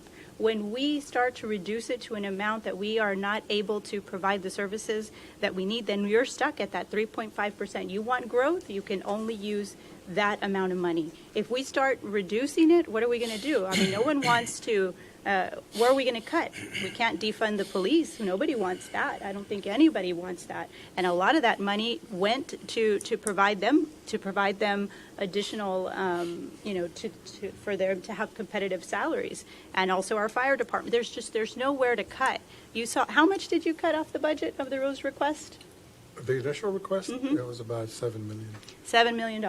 So we need an additional $7 million, and we don't have it. And so there's lots of things that every department wants, and we are saying no to them so that way we can be fiscally responsible. So this is a good thing, and we should all see that, internalize that, and that is what we should be providing to our community, because that is the truth. And that is what accurate information is, and it is our responsibility to provide that information. We say anything else outside of that amount that is permissible, then we're part of the problem, instead of trying to make people understand what it is that we're doing here. Robert, that sheet that Commissioner Isn't everybody's packet? Yeah, that Frank's reading out of. Is there a way that, I think we have to do this twice, if I recall correctly, right? Yes. Is there a way you can just, next time we do this, you have a breakdown where it's a full explanation, like a diagram? You got to dumb it down for me, please, right? Just arrows, and then with full explanations of it, so that it's clear as day what is going on. Animation if you need it. I apologize. Kind of like the water rate hike, you know? Yeah, this is a pipe. This is a broken pipe. Whatever. And that's what I need. That's what I need. So we can provide the additional information. It's just this notice has to be It is statutory. required, It's right. It's all these lawyers that make And this you know, complicated. I thought I had a grasp of human nature. Obviously, I don't. But why would people complain that we're lowering the tax rate? It doesn't make any sense. Well, we have to do a record vote, correct? It is a record vote, yes, sir. I'm prepared. All right. Is there any other discussion? If not, You need a motion in a second, and then. we can do and the that. record vote, Okay, yes. so is there a motion? Motion. Okay. Second. All those in favor say aye. Aye. The record vote. Okay, I'm sorry. Ford? Aye. Aye.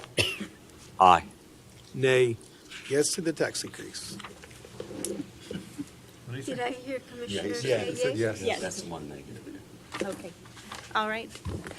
And that is what you need, right? Yes, thank you And then, so so you'll come back around next meeting? So we'll publish this notice of public hearing of the tax increase, and that will be for September 4th will be our public hearing.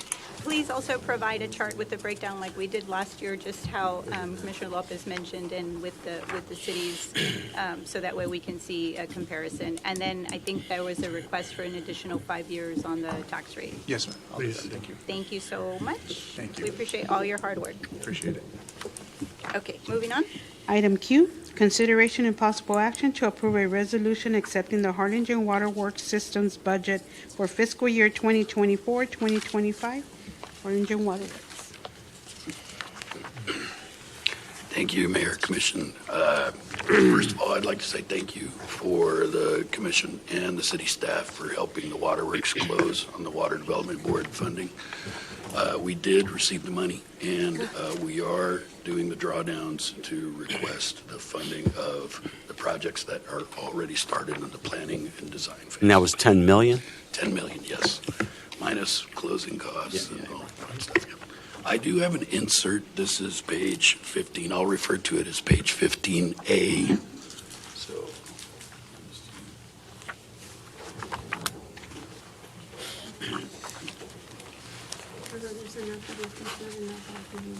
that is the last page of our line item budget detail, which includes all of the expense totals and is basically the breakdown of the interest expense that includes the money needed to pay the Water Development Board loan for next fiscal year.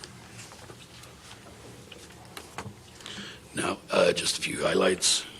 We are looking at fiscal year 25 total revenues of $28,190,746 and expenses of $27,902,989. We have a capital outlay of $29,931,304. Hold up, And- Ron. Yes. Help me out here. Sure. What page are you on? I'm reading off the executive summary. Okay. I just want to go through a few points. I'm not sure exactly how detailed you would like for me to be.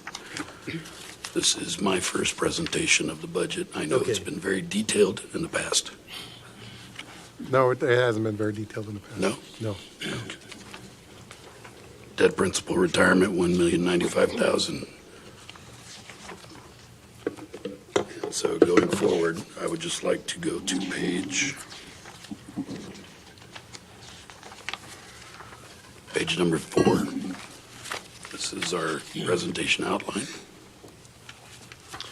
So number 1, we have some additional positions we're adding. We're adding a water maintenance technician for $39,520. A SCADA administrator in the IT department for $78,000. We have our personal expenses for number 2. We're proposing a cost of living adjustment of 3% for a total of $238,691. Merit pay of 2% for $159,128. We saw a health insurance increase of 5%, costing $68,270. On our operating expenses, total personnel increase of $663,449. Non-personnel costs $366,015, and our chemical increase of $18,000. Under capital expenses, we have our capital improvement projects at $29,931,304, and our capital asset equipment coming in at $3,690,985. Proposed ending balance of $7,128,411. So on the following page, you'll see our proposed cash inflows or revenues. Total of $27,248,916. This is a working capital schedule. And cash outflows of $22,535,689. You'll see our debt service and capital improvement program there, along with capital assets, which is referred to. You'll see the incoming money from the Water Development Board at $9,724,91, less expenses. We're predicting federal grant proceeds of $3,146,292, and some impact fees from water and wastewater of about $500,000. We're showing a decrease in working capital of $17,727,000. Ending balance $24,855,809, and ending balance September 30, $7,128,411, estimating 115 days of working capital.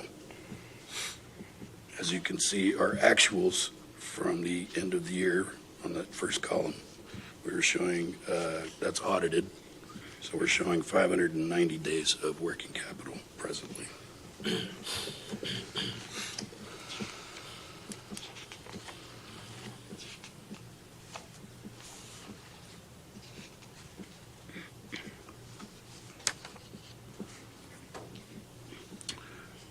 Now, I would like to go over our schedule of revenues on a GAAP basis because we did have a price increase that everyone was aware of. We do want to recognize that price increase and see how that does for us financially and see how we work on our capital projects before we proceed with additional price increases. Going forward, our predicted and proposed revenues for water are coming in at $12,957,482.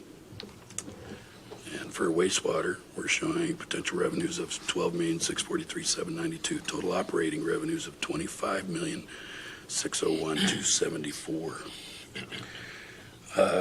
We still believe we'll be realizing investment earnings, so we're predicting a $1.5 million in investment earnings there for the year.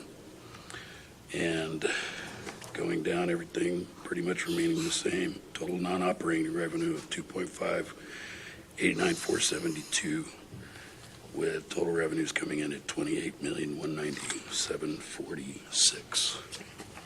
Any questions? Are there any questions? No, not for me. Okay. Thank you. Would you like for me to proceed, or are there any other details you would like to? No. I think we're good. I think Good. yes. Wonderful. I think you made him feel like he needed to go through all of it. I didn't want him to go through the presentation he did at Waterworks. I was like almost 45 minutes. Line by line, yes. Okay. Thank you for that. Is there a motion? Quick question. Okay. When do we start on the Little Creek Interceptor? That is being designed right now, if I'm not mistaken. It's in the design phase. I believe that is part of our Water Development Board projects. Correct. Okay, cool. 30-second update, I promise. So yes, that is currently with a design consultant. Per the Water Development Board's process, we're in the planning phase for that project. And so even though the engineer is working on design, we do have to complete some aspects of the scope for planning. And so right now they're doing the environmental study. So that's kind of where we're at right now. We're getting right of entries. The environmental consultant's going to go out. They're going to do their study. Not sure on the timeline on that. There are some people who say it could take a few, that the study itself doesn't take too long, but the Water Development Board's review and approval time can vary. So when do you think we'll have design more or less done? Design, I think it's in about 12, I think from when we awarded it, about 12 months because of the scale. If you like, I can, because the engineering's contract, they have a timeline as well they're supposed to follow. Obviously, it might fluctuate with the Water Development Board timeline, but if you want, I can look into the contract for you and give you the estimated time that they gave us. Perfect, and I would like to also know a break ground date. Oh, More or okay, less. sure. Where we start the implementation of it. Yeah. Thank you. Awesome. Any other discussion? Is there a motion? Motion. Second. All those in favor say aye. Aye. Opposed? Motion carries. Thank you so much. Continuing on to item 11, board appointments, specifically appointment or discussion and possible action to include appointment and/or removal of any position subject to appointment or removal by statute, ordinance, or bylaws. I have none. None. Reappoint Madhu de la Paz to Harlingen Community Improvement Board. None. None. Is there a motion to approve? Do you have anything? Mayor? Oh, no. Motion. Sorry. Motion to approve. Second. All those in favor say aye. Aye. Opposed? Motion carries. Item 12, executive session. All items listed in this section will be deliberated in a closed session. Members of the public are not generally permitted to attend a closed session. Executive session items may be considered as an action item at the discretion of the mayor. However, City Commission will not take any action in closed session.